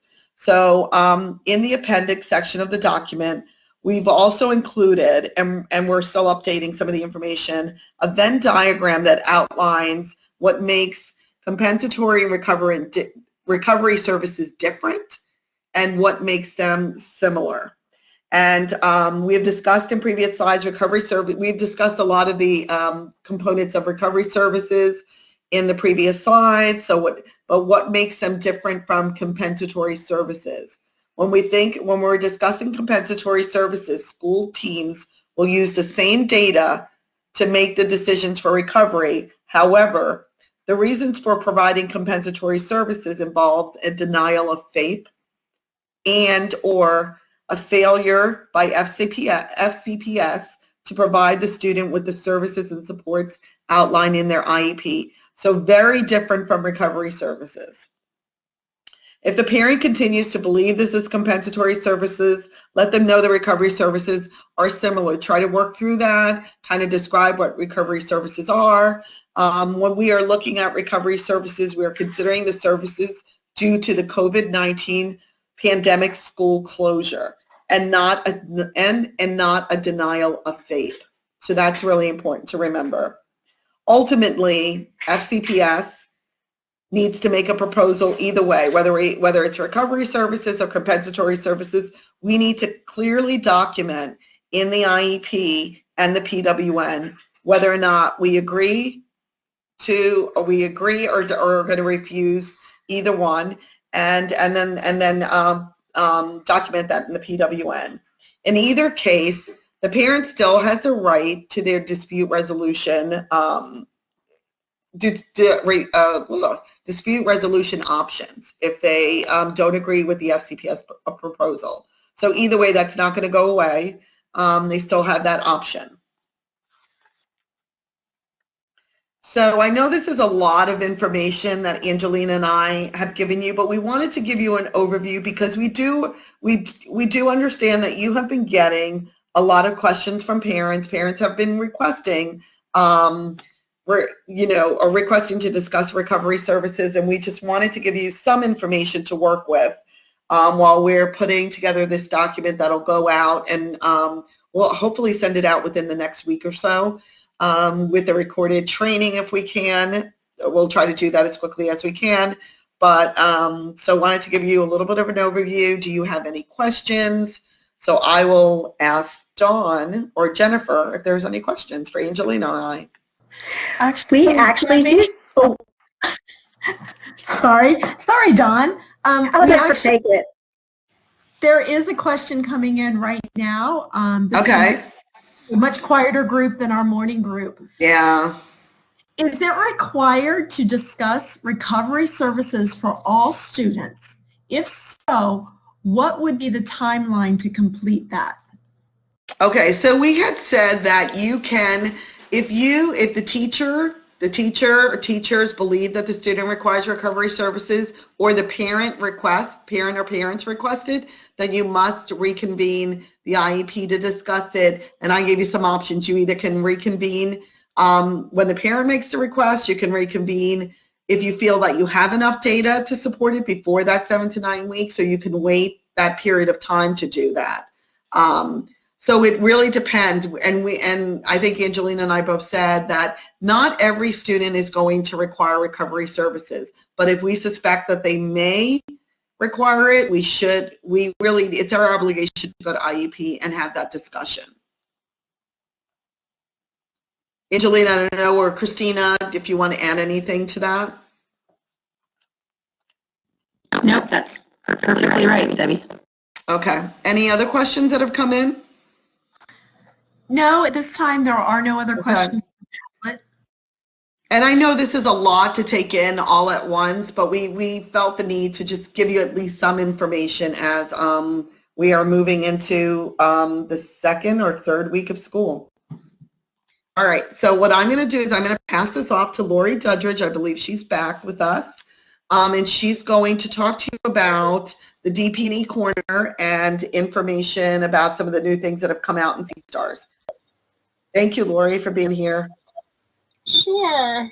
Good afternoon, everyone. Well, we spent a lovely August and late July moving all the C-STARS training to the online platform so that folks could participate virtually at their own pace, eliminate the need for substitutes, and with the hope also of them being able to get their certification done sooner rather than later. You will have in your packets both a C-STARS training guide for 2020 and a 504 course requirements guidance document. We hope that you'll take a look at those and with your administrator kind of think along the lines of when can we expect our staff who are newly hired to have completed their training. You might have seen that in the latest infogram, our expectation from OSEPs is that this all be completed by January 21st, 2020.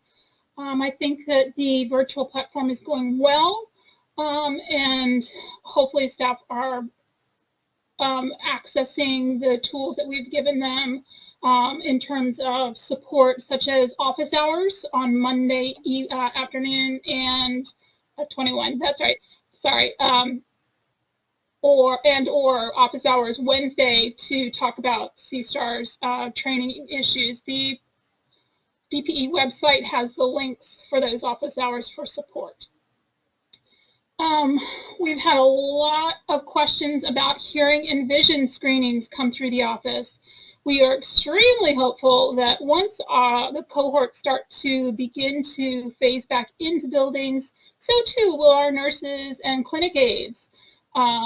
Fairfax County Health Department, of course, is using those folks for COVID testing and among other things, so we look forward to having them back with us. So if there's nobody in your building who can perform those hearing and vision screenings, we're going to not hold up eligibility for this reason. We're going to refer to what we have. We're going to, ask the parents. We're going to look at the screenings that have been done. K through 8, they happen.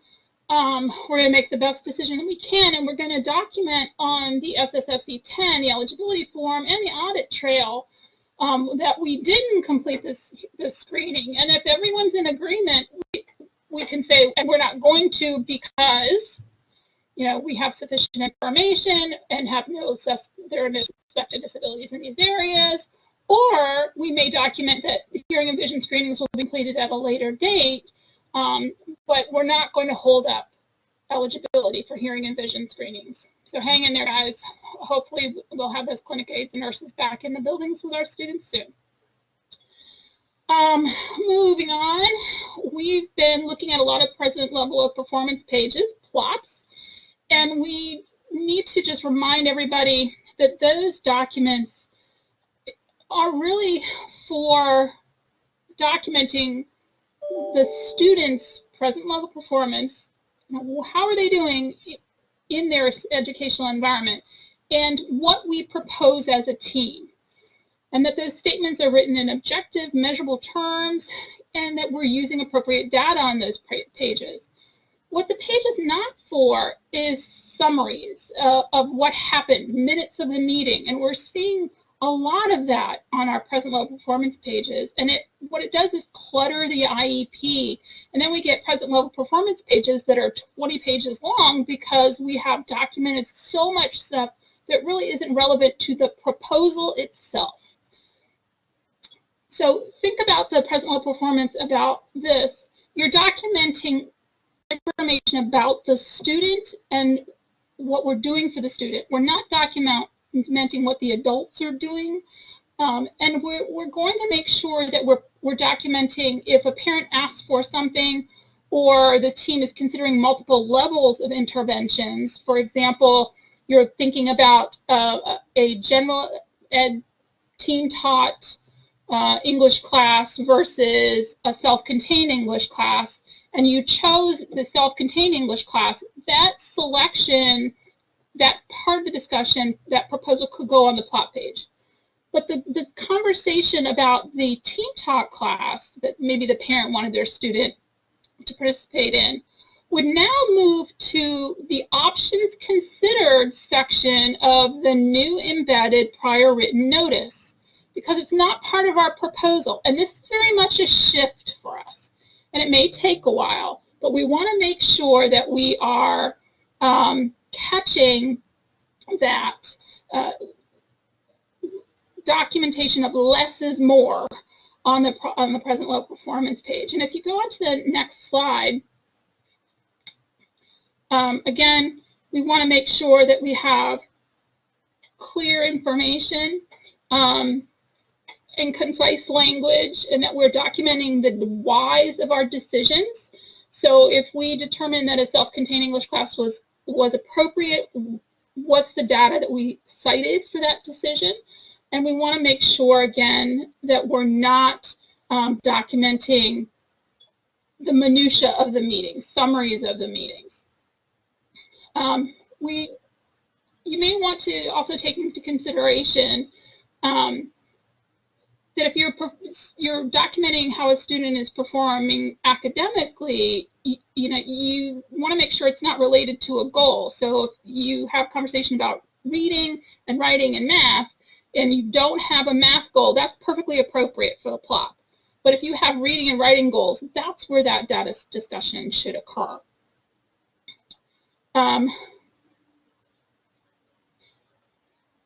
Moving on to the next page. Next slide. Okay. Considering that lovely prior written notice, now that it is embedded within the IEP, you are going to be working on your proposal and developing your prior written notice. But the prior written notice is actually FCPS's summary, as you all know, of what we proposed. So again, we're putting in options considered, things that were rejected. The proposal goes on the plop, and then it goes in that first what did we propose box if appropriate. But you could potentially have a person, just like we do for plot, documenting what parts of the proposal were rejected or options considered during the course of the meeting, but we don't want to do it ahead of time. It is part of our proposal, so we don't want to predetermine. We have a lot of questions about the PWN will be completed at a later date box at the top of the new document. Our expectation is that the prior written notices will be done during the course of the meeting. However, for some more complicated cases where there are multiple meetings before a full proposal is made, and you might have a PSL involved, most likely you would, we wanted to give an option to not do that prior written notice so that a proposal could be handed to the parent, the document could be put on hold without that prior written notice being completed. Again, right now, the only ones who can check that box is a PSL or someone from due process and eligibility. The expectation is that you guys do that PWN at the table. Now, you could complete the proposal, review the proposal with the parent, turn off the projector, do your prior written notice, put it on hold, and give them a copy. The prior written notice isn't something the parents can disagree with. They may not like it, but it's not part of their consent to the IEP. Because again, it's just a summary of what we already proposed. So if they don't like what's in the prior written notice, they can, on their consent, cite that whatever it is, but not liking what the prior written notice says isn't going to stop our IEP process. Because it's now embedded, you might see some shift in language on the prior written notice. In typical letter form, you're talking to the parent because it's a formal letter to the parent. You, Mrs. Jones. Well, when you're embedded, you're going to not use you because there's a lot of yous at the table. So you can say Mrs. Smith, the parent, or the parent. That's fine, but just be careful of your language. And of course, as always, all of the boxes are required. Every box has to have something in it. If there were no other options considered, say that in sentence form. We don't want any NAs or nones. And there's always data related to our decisions. Even the simplest addendums without a meeting do have some kind of data component. So let's just be careful of that as you're working with your staffs out there. And then finally, in terms of prior written notice, because it's embedded, we don't want to go in and rewrite it after we provided it to the parent when we put the document on hold.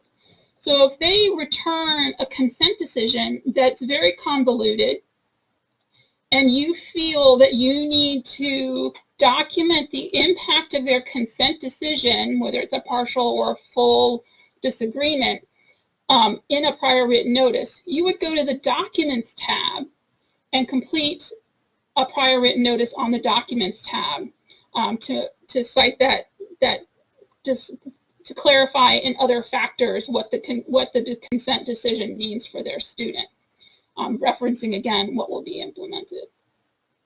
So yes, this is a little bit of a change for us.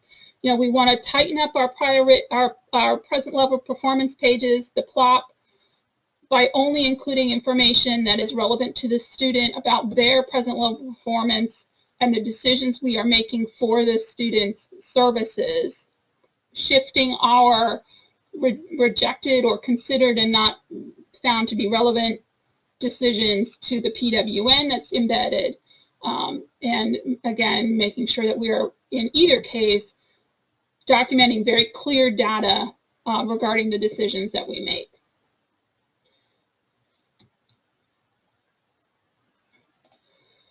In addition to that lovely new prior written notice, you might have also noticed, hopefully by now, we updated the IEP goal progress measurement components on the goal pages in C-STARS. We had a lot of interesting things in there previously. My favorite was probably written report. What the heck is that? Well, we got rid of it because we didn't know either.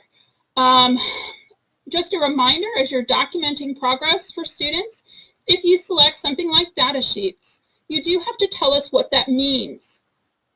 So taking a look at the student's goal, you may be looking at, okay, do I need frequency information to document this goal, interval, duration? So if you're asking the student to pay attention for 10 minutes, that's duration. If you're asking the student to do something so many times, 3 out of 5 times, you might be looking at some frequency. Just if you're unsure, reach out to your colleagues. We'll help you determine what data sheets should look like. There's a lot of good information and resource out there in terms of data collection. But again, if you're documenting what you are going to be collecting, just make sure you're collecting it. If you check rubric, what rubric is it? 3rd grade writing rubric, English 11 writing rubric, whatever it is. Maybe not that specific for some of our high schoolers, but that might be the rubric that you're choosing to use. Anywho and a half, related to that is the need to report progress for our students. Just a reminder that we do have interims coming up fast and furious. We do need to document interim progress reports for students who had 1s or 2s on their 3rd quarter IEP progress reports. Because we didn't do one for 4th quarter, it is important that we look back at our 3rd quarter reports and determine who requires an interim. 1 being didn't introduce, 2 being introduced but no progress. So we want to make sure that we're completing that process. I had a question earlier that what if you wrote an IEP in the middle of the summer, how can we report progress on those goals? Well, if it was a 1 or 2 in 3rd quarter, I am pretty darn sure that it's going to be an IEP goal in your new IEP. So look for those related items and make sure that we are documenting progress. We also need to remind case managers that we need to provide comments for our progress reports. And in those comments, we want to talk about where we collected the information, because it's going to be a little different asynchronously to synchronously collecting data. It's really important for parents to understand where our notes are coming from. So if you have a student for whom you've collected a piece of data during asynchronous learning, which is possible, what was that? Was it a parent report? Was it completion of an assigned activity? Or was it some kind of assessment following that asynchronous opportunity for students? And of course, progress reports need to be sent home at the same time that report cards are sent. So let's make sure that we're having those conversations with our teachers now, because as I shared, interim's are fast and furiously coming up, and we want to make sure that we stay in compliance and we're making appropriate comment notations. And then finally, just a friendly word for our local screening chairs in the audience. For Section 504 initial qualification, the entire team needs to be present for initial qual. If you were at local screening and determined that 504 qualification was a possibility, that team needs to be at the initial qualification meeting. May not be that same day, but they need to come back to have that discussion. We've had some instances where cases are being handed off to the school-based coordinators, the SBCs of 504. While some of them are trained for 504 initial qualification, some of them are not, and they cannot be the team. They can be part of the discussion, certainly, but you need a full local screening team in order to make a 504 initial qualification determination. So let's work together. That's all I've got for you folks. Are there any questions out there? Yes, Lori, we do have a few questions. The first one is, doing the PWN at the meeting increases the length of meeting, which means teachers are missing class, which impacts instruction of students. Did anyone think of that? Yes, we did, but we're still fortunately, going to be moving forward with the PWN embedded. Just going to have to work together as a school team to make sure that instruction is ongoing in classrooms, or being creative in how you are scheduling your meetings and supporting each other in that process. It's the way it's going to be. Wonderful. And the next question will lead us into the next section, and that is, what are we doing about BIPs, behavior improvement plans? Well, obviously some of the behavior improvement plans can't be implemented virtually. I'm going to defer to our next group on any more than that, but I think that the teams need to use some common sense in evaluating the behavior intervention plans and working with families to support those components of behavior intervention plans that could potentially be implemented in the virtual environment and in the home. Yeah, and I'll jump in. They're between OSCI, OSEPs, and psych services, we have put together a guidance document, which I believe they're going to be sharing with principals. I don't know, I think it's today, and then that will come out, which will give guidance and has some questions related to FBAs and BIPs. Thank you very much. Thank you. Is that, Dawn, was that the last question? Yes. Okay, so I'm going to transition over the mic to Ellie, who's going to take us through OSCI updates, and then you'll finish up with the questions. All right. Okay, everybody, we're getting real close to the end here. We appreciate you hanging on. And good news, it looks like we'll be finishing a few minutes early. So, I'm Ellie Stack, as I said at the beginning of the meeting. I'm the coordinator for special ed instruction, and I'm thrilled to be here with you today to share some updates that are coming from the whole Office of Special Ed Instruction. The first one that I want to share is really a reminder for you that we are expecting our case managers and teachers to reach out to students or their parents, depending on the population, once every 2 weeks. This was put into place after last year when there was feedback that we had some students who were struggling or parents who were struggling, and there wasn't really that connection between the teachers and the students. We know that when we're in person, our teachers do a fabulous job as they're walking around the classroom and supporting the students. And in some cases, students weren't necessarily getting that connection with their teachers. And of course, we know in the spring, everything was brand new to all of us. And so what we've put in place is the expectation that for our Category A students, those who are accessing the standards of learning and Category A services, that the case managers are reaching out to the student, like it says, once every 2 weeks to check in and see how things are going. And this is expected to be done outside of the service hours that we are providing to students. Excuse me, and it's implied, but it's not said specifically. It should be an individual meeting. So we wouldn't necessarily want for me to be the teacher and have 3 students here that I'm checking in with. It should be me and 1 student, because we want that student to feel comfortable sharing maybe the struggles that they're having without maybe their peers that are listening. So it should be a one-to-one session. Earlier, somebody asked if it should be done after contract hours.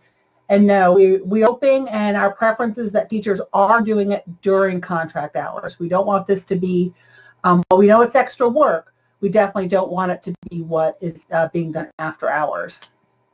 For our students who are receiving the adapted curriculum / Category B services, in many cases, in almost every case, it's more appropriate to connect in with the parents to see how things are going. Of course, connect with the student, but so the expectation is that we're connecting with the parents once every 2 weeks.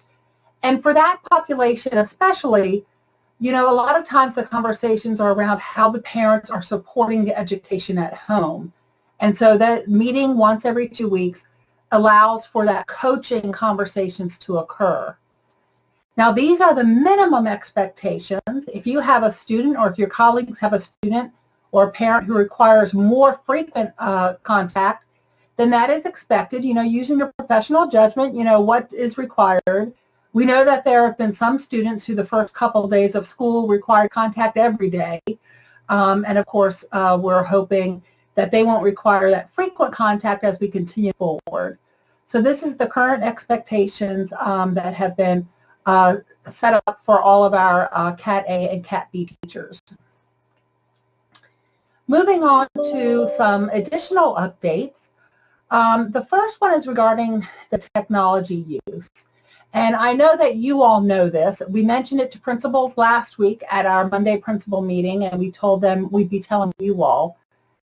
But as you all know, in working with our students with disabilities, there are some students who may be struggling with the tools that we are using in our classes. You might have a teacher who's relying heavily on Google Classroom and the ability to turn in assignments that way. Well, we just wanted to put the reminder out there that we might have some students with disabilities who need more time to learn how to use the tool, maybe some explicit instruction or extra practice time. Put that reminder out there. If somebody has a teacher or a student who looks like they're not engaged, they're not turning in any assignments, well, it might be that they don't know how to use the tool, and we want to make sure that extra support is provided to our students.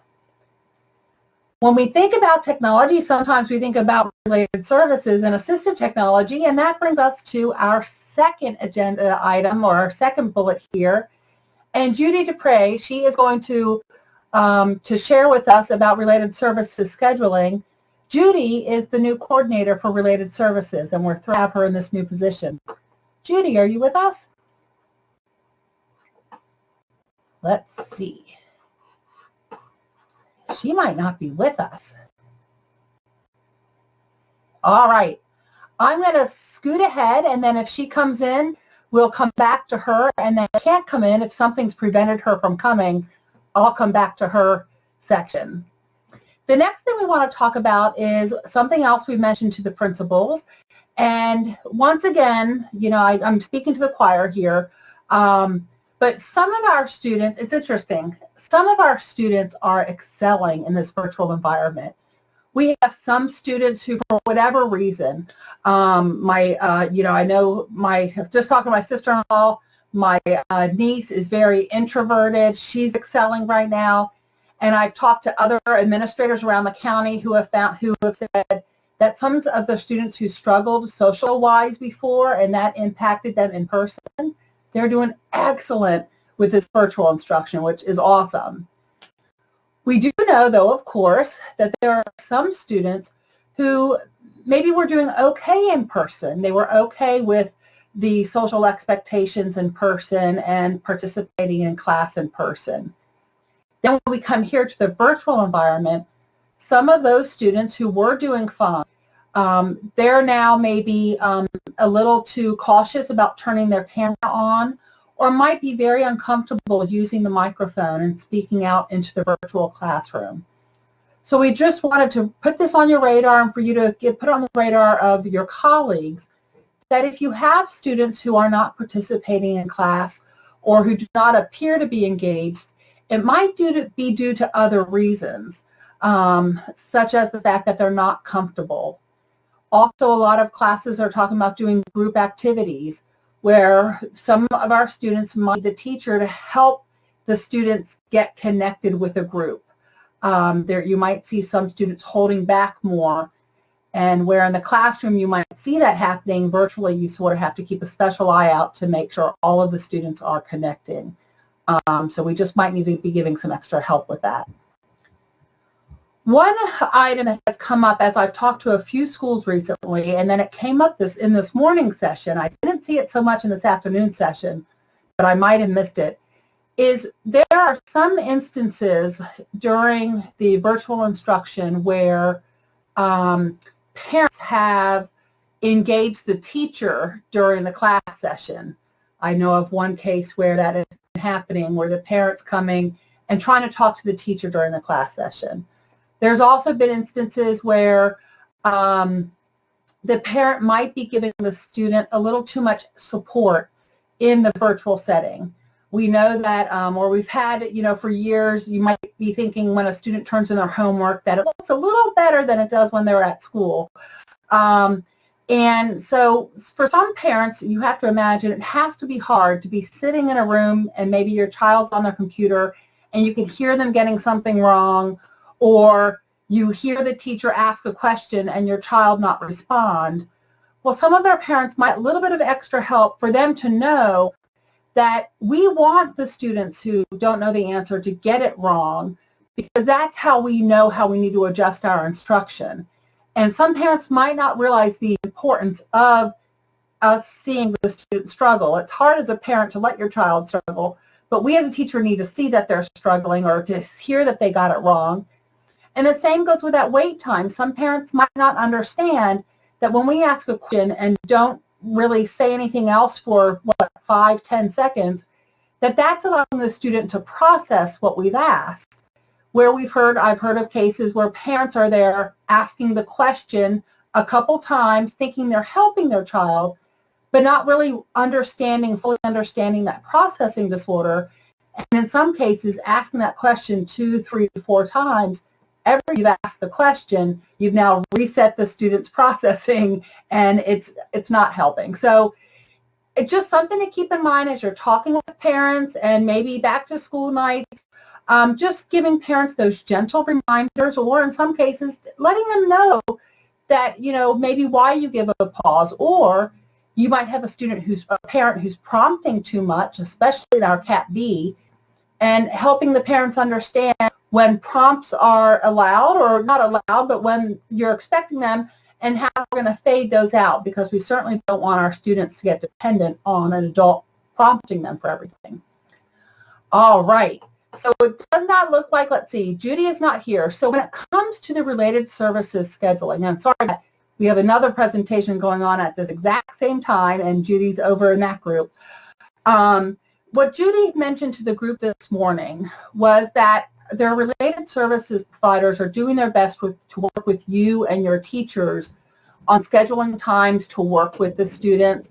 And all that she was asking for is that continued flexibility. Related services providers are doing their best to provide services that students require, what's in their IEP, when it's appropriate. And so there are some cases where it might be impacting the core instruction or the instruction, but they're trying to find time. They might be doing it during a lunch bunch, during a lunch activity. They might be doing it during what's considered family choice time. But they are working to find flexible times to provide the services that are outside of maybe your classroom, but just to work with them and to talk through it. If there's an issue, you know, be sure to let Judy know. But we are just working as a team. You know, we're all still trying to figure this out. We're only in the third week. It's been a long 3 weeks, but we're only in the third week. Okay. Now, if you click over to the notes page the notes page that came along with the meeting, I'm going to pull it up, but I know that when I do, my closed captioning goes away. When I pull up the notes page, I'm down, hopefully not making you sick, to where the OSEI updates are. That's the Office of Special Ed Instruction. Now, once again, we're using this note page to supplement what we're saying. We're also using this note page to help make sure the meeting's not as long as it's going to be. So if we get to finish early today, that's because some of the information that I would typically be sharing with you, I'm actually sharing here on the notes page. So we do ask that you do take a look at your guided meeting guide after the meeting, because there are some important notes here. The very first link I have on here, and also all your links are here. Isn't this better than getting 100 handouts? We first have the link to the Special Education Virtual Instruction Resource Hub, and actually it has since been renamed since I made this document. It's now just the Instruction Resource Hub, and that's where we are posting all of the information or links to the information to help you and your teachers and your school teams get started for this school year. Some of you, being that it's still the new school year, might not know all the staff who are supporting you at your school. And that's where the DSS School-Based Support Contacts link comes in handy. You can click on that link and you type in your school. And once you type in your school, you'll see who is the ABA coach, who is the psychologist, the procedural support liaison, et cetera, et cetera, et cetera. All the people who are directly supporting your school. Who's the occupational therapist, etc. So check that out if you're wondering who at your school can help you with something. The next document is a very important document. When we shut down back in March, it was not expected, and it was new for all of us as educators. It was also brand new for all the companies that we work with for our specialized instruction, the research-based programs. And so at that time, different companies gave us different levels of permission for using their programs. Some companies said, no, we can't do anything virtually. Other companies said, yes, do whatever you want virtually. Well, now that we're still in this virtual environment, the companies, almost every company that we work with, took the summer to increase their number of resources, but then also to change or to clarify their permissions that we have for using their programs while virtual. So that link, the Research-Based Program Use Guide, that will take you to a document, and there's one for high incidence or general curriculum, and there's one for Category B or adapted curriculum. And it will let you know how each program can be used in the virtual environment. It also lets you know if the session using that program can be recorded. We know that in Fairfax that all of our core instruction classes are to be recorded, and so most of the programs allow for that recording, but there are some programs that say that the session not be recorded. So that's a very important document that we will, we haven't added any updates in the last couple weeks, but if a company does change their guidance, we will be posting it on there.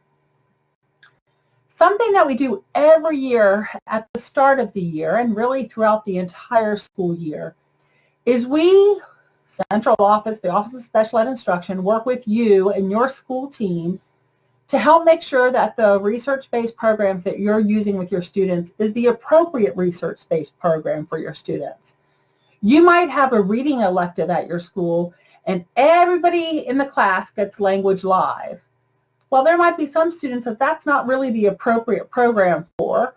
You might have everybody on Trans Math, and maybe that's not the appropriate program.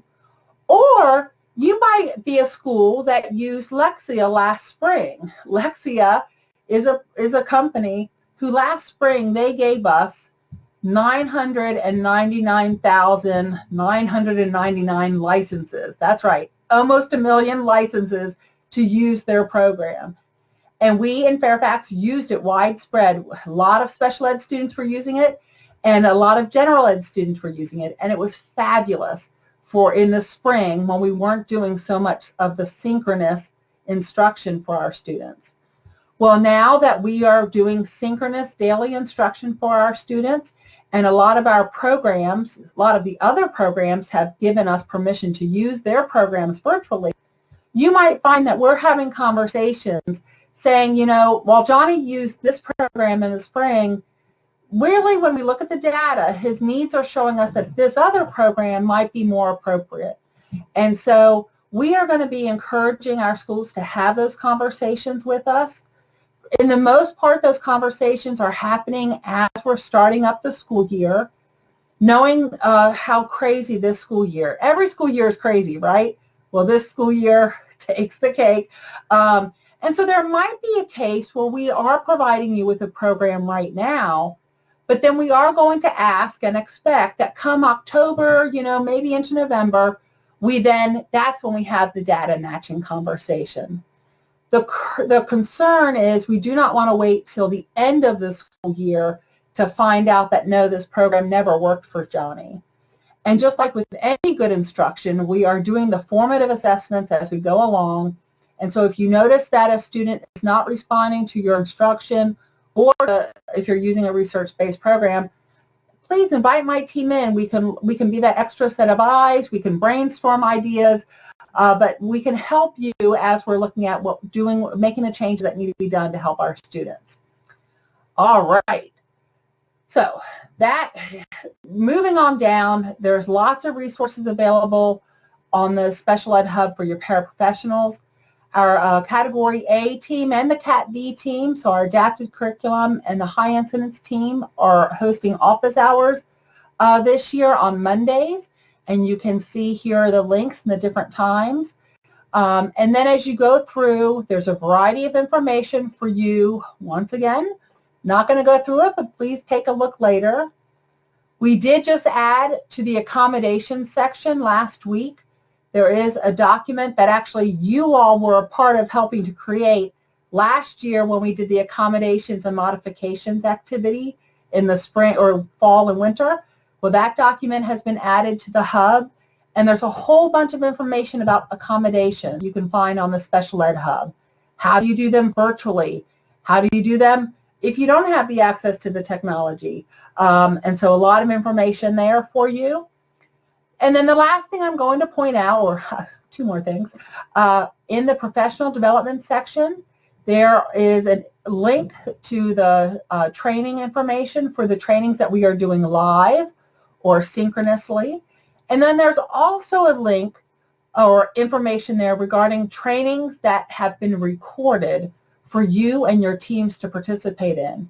A number of the trainings that we offered on August 19th are available here now as recordings. And so you and your team can watch the recording and then get the credit for watching the recording. But you can link here. I think you might be surprised with how many trainings we have that are available as needed. You have a group of paraprofessionals who are new to this virtual environment. Well, there's links to tell them how to use the different programs, how code teaching, et cetera, just many trainings are there. The last thing I will point out is I've included in the last part of the notes section, there are two sections regarding parent trainings. First of all, our ABA program has on the public web page a number of trainings for parents. These videos are excellent videos that talk through these topics here, and anybody can access them. They're on the parent web page. They're also good for staff who are new to working in Cat B also, by the way. But these ABA trainings are good for our Cat B programs, our autism and intellectual disabilities and IDS programs, but also they might be appropriate for some of our students who are Cat A as well, because you know ABA strategies, they're really good for all students. But when we switch over to the Cat A side of the house, or even the general ed side of the house, we do have our behavior intervention services team has posted a series of trainings that they're doing with the Parent Resource Center. And so those are listed here. I have to tell you, those trainings are filling up fast. I think there's almost 1,000 people signed up just for this September training. I think the last I heard it was like 600 for one session and maybe 500 for the other. It was just a lot of people signed up. But these, oh, good, Brad, you're here. So yeah, so there's a lot. These are incredible training opportunities. And once again, as a reminder, you may not know this, but our behavior intervention services team, they do support general education as well as our special education. So those videos are also good just for any parents out there and even for our staff. So that is the down and the dirty, quickly going through the notes section and some OSEI updates.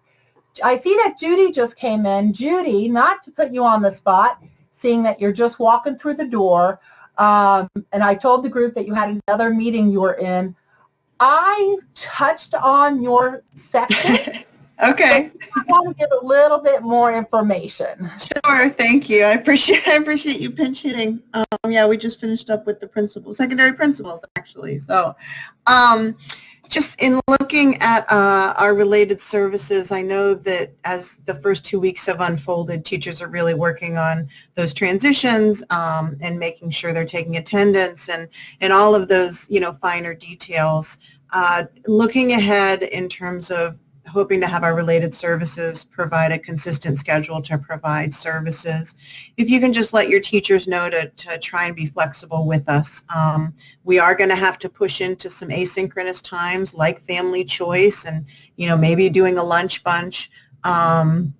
Also using Mondays, when we can. But also we might be requesting from our teachers to, let us push in here and maybe do a breakout room and then come back to the main room.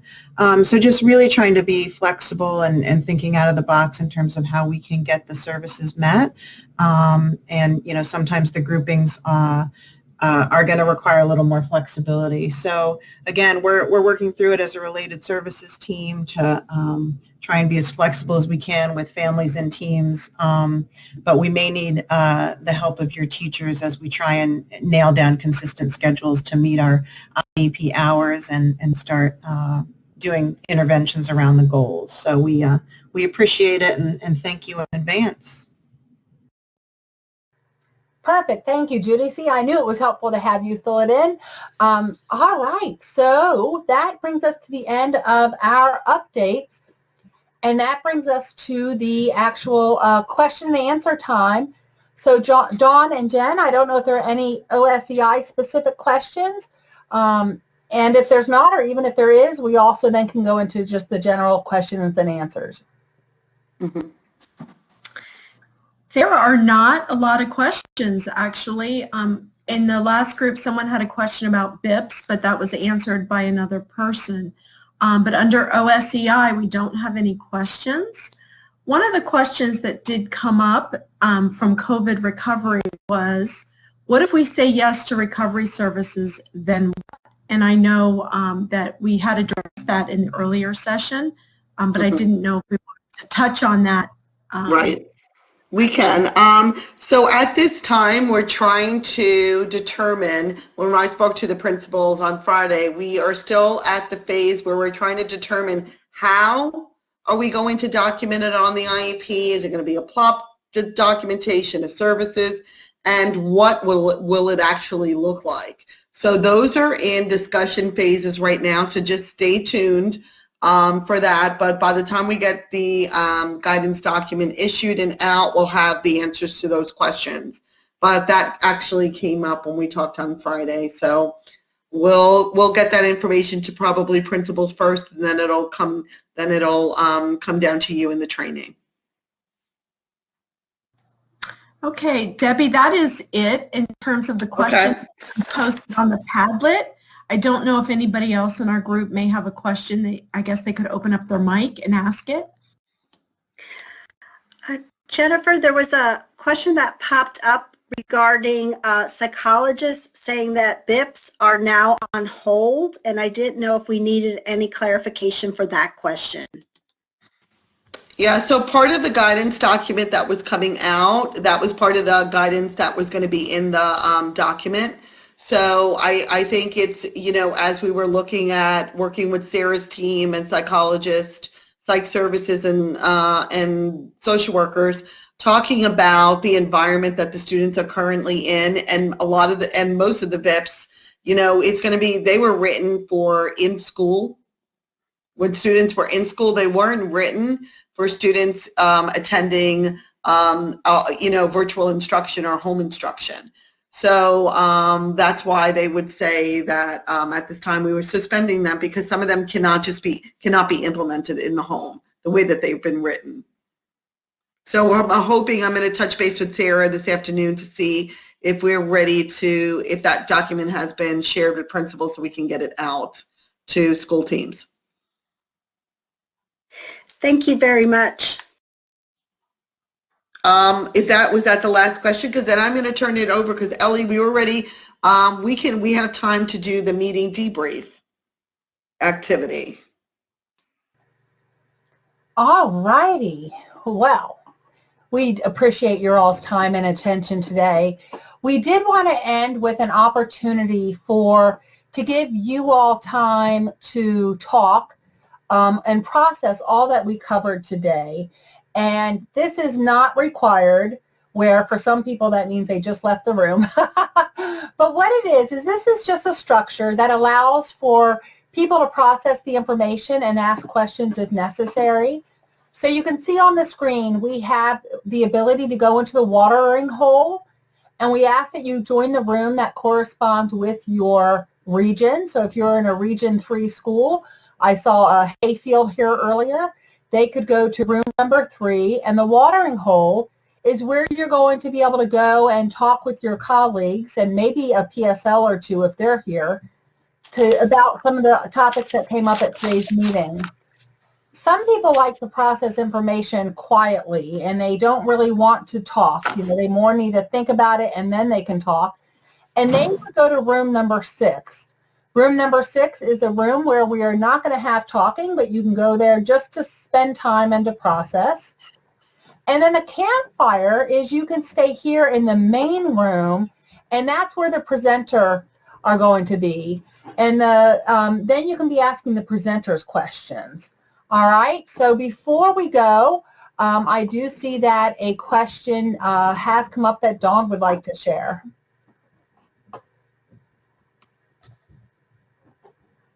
Yes, so we just had a question going back to the PWN and the feeling that paperwork is being prioritized over instruction, since we might be extending the time of the meetings and teachers out of class. But I know that Lori Duddridge did address that it was a consideration. Yeah, so one of the things I would say, you know, as I was trying to problem solve, like how ways that you can not allow that to kind of extend the meeting, is if you have somebody doing the plot page, they could also be taking notes on the side about the information that you use. And you can actually draft that, you know, you think about that, as you're writing an IEP, you know what you've used because you've used certain data points. So you could start on a piece of paper putting down what data points have we used so far as we've drafted our goals, or depending on whatever the meeting is about. And then as the meeting is going along, you can actually be taking notes, if that you're the plot person, maybe on a Word document about things that have been talked about, like anything that may go into the relevant factor section. So you would start doing sentence starters, like if parents shared about therapy, or you've decided to reconvene the meeting. There, you know, you could start plugging things into the PWN as people are talking in the meeting, things that you considered. Let's say the parent asked you to consider 2 hours of speech and language, and you've had that conversation and you've all agreed to, we're going to stick to they wanted 3, you proposed 2, they're going to stick to the 1 hour. You're going to stick to the 2 hours that was already on the IEP. So you could start jotting that in there, considerations, parent requested consideration for 3 hours of speech and language, after, you know, discussions. And for these reasons, you went with the 2 hours. So then on the top, you could be filling out, we continue to propose 2 hours of speech. So you could start manipulating that as you're going along. And sometimes I would say, you know, that person doing the pop, maybe that person who could be doing or jotting down stuff, so that when you come to the end, it's not so much dead time because you've thought about it already.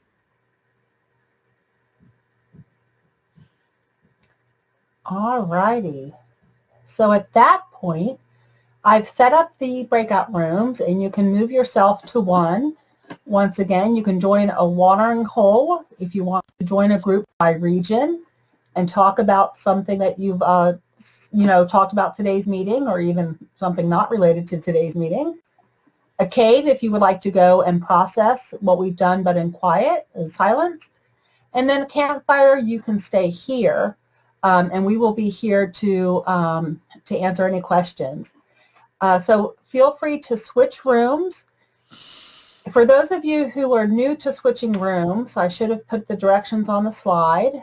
If you go click the down in the bottom right-hand corner where you see the chat window, right next to the chat button, there's a picture of two people, or an icon with two people. You click on that, and that brings up the participant list. Scroll down on the participant list, and you will see the rooms. Region 1 through 5, and then room 6 is for the cave, and you just click on that. So next to region 5, if I was going to join region 5, I would click on what looks like the door to the right hand side. It's a rectangle with a green arrow. If you aren't sure how to switch groups and you want to switch rooms, just put that in the chat window and I can move you. I'll manually move you. All right, everybody, thank you so much. And those of you staying here in the main room, we are here to answer your questions. Thank you, Ellie.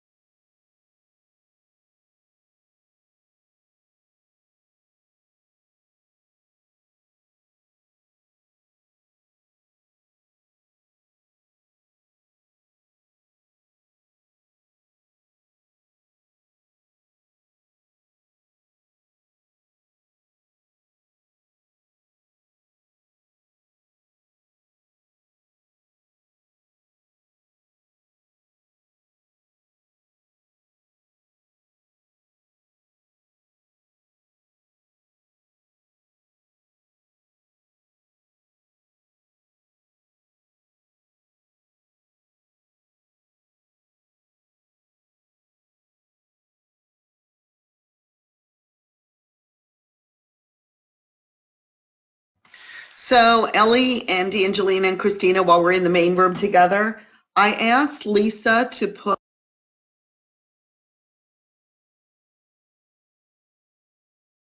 more. Those of you who are here will take really good care of you. More. Those of you who are here will take really good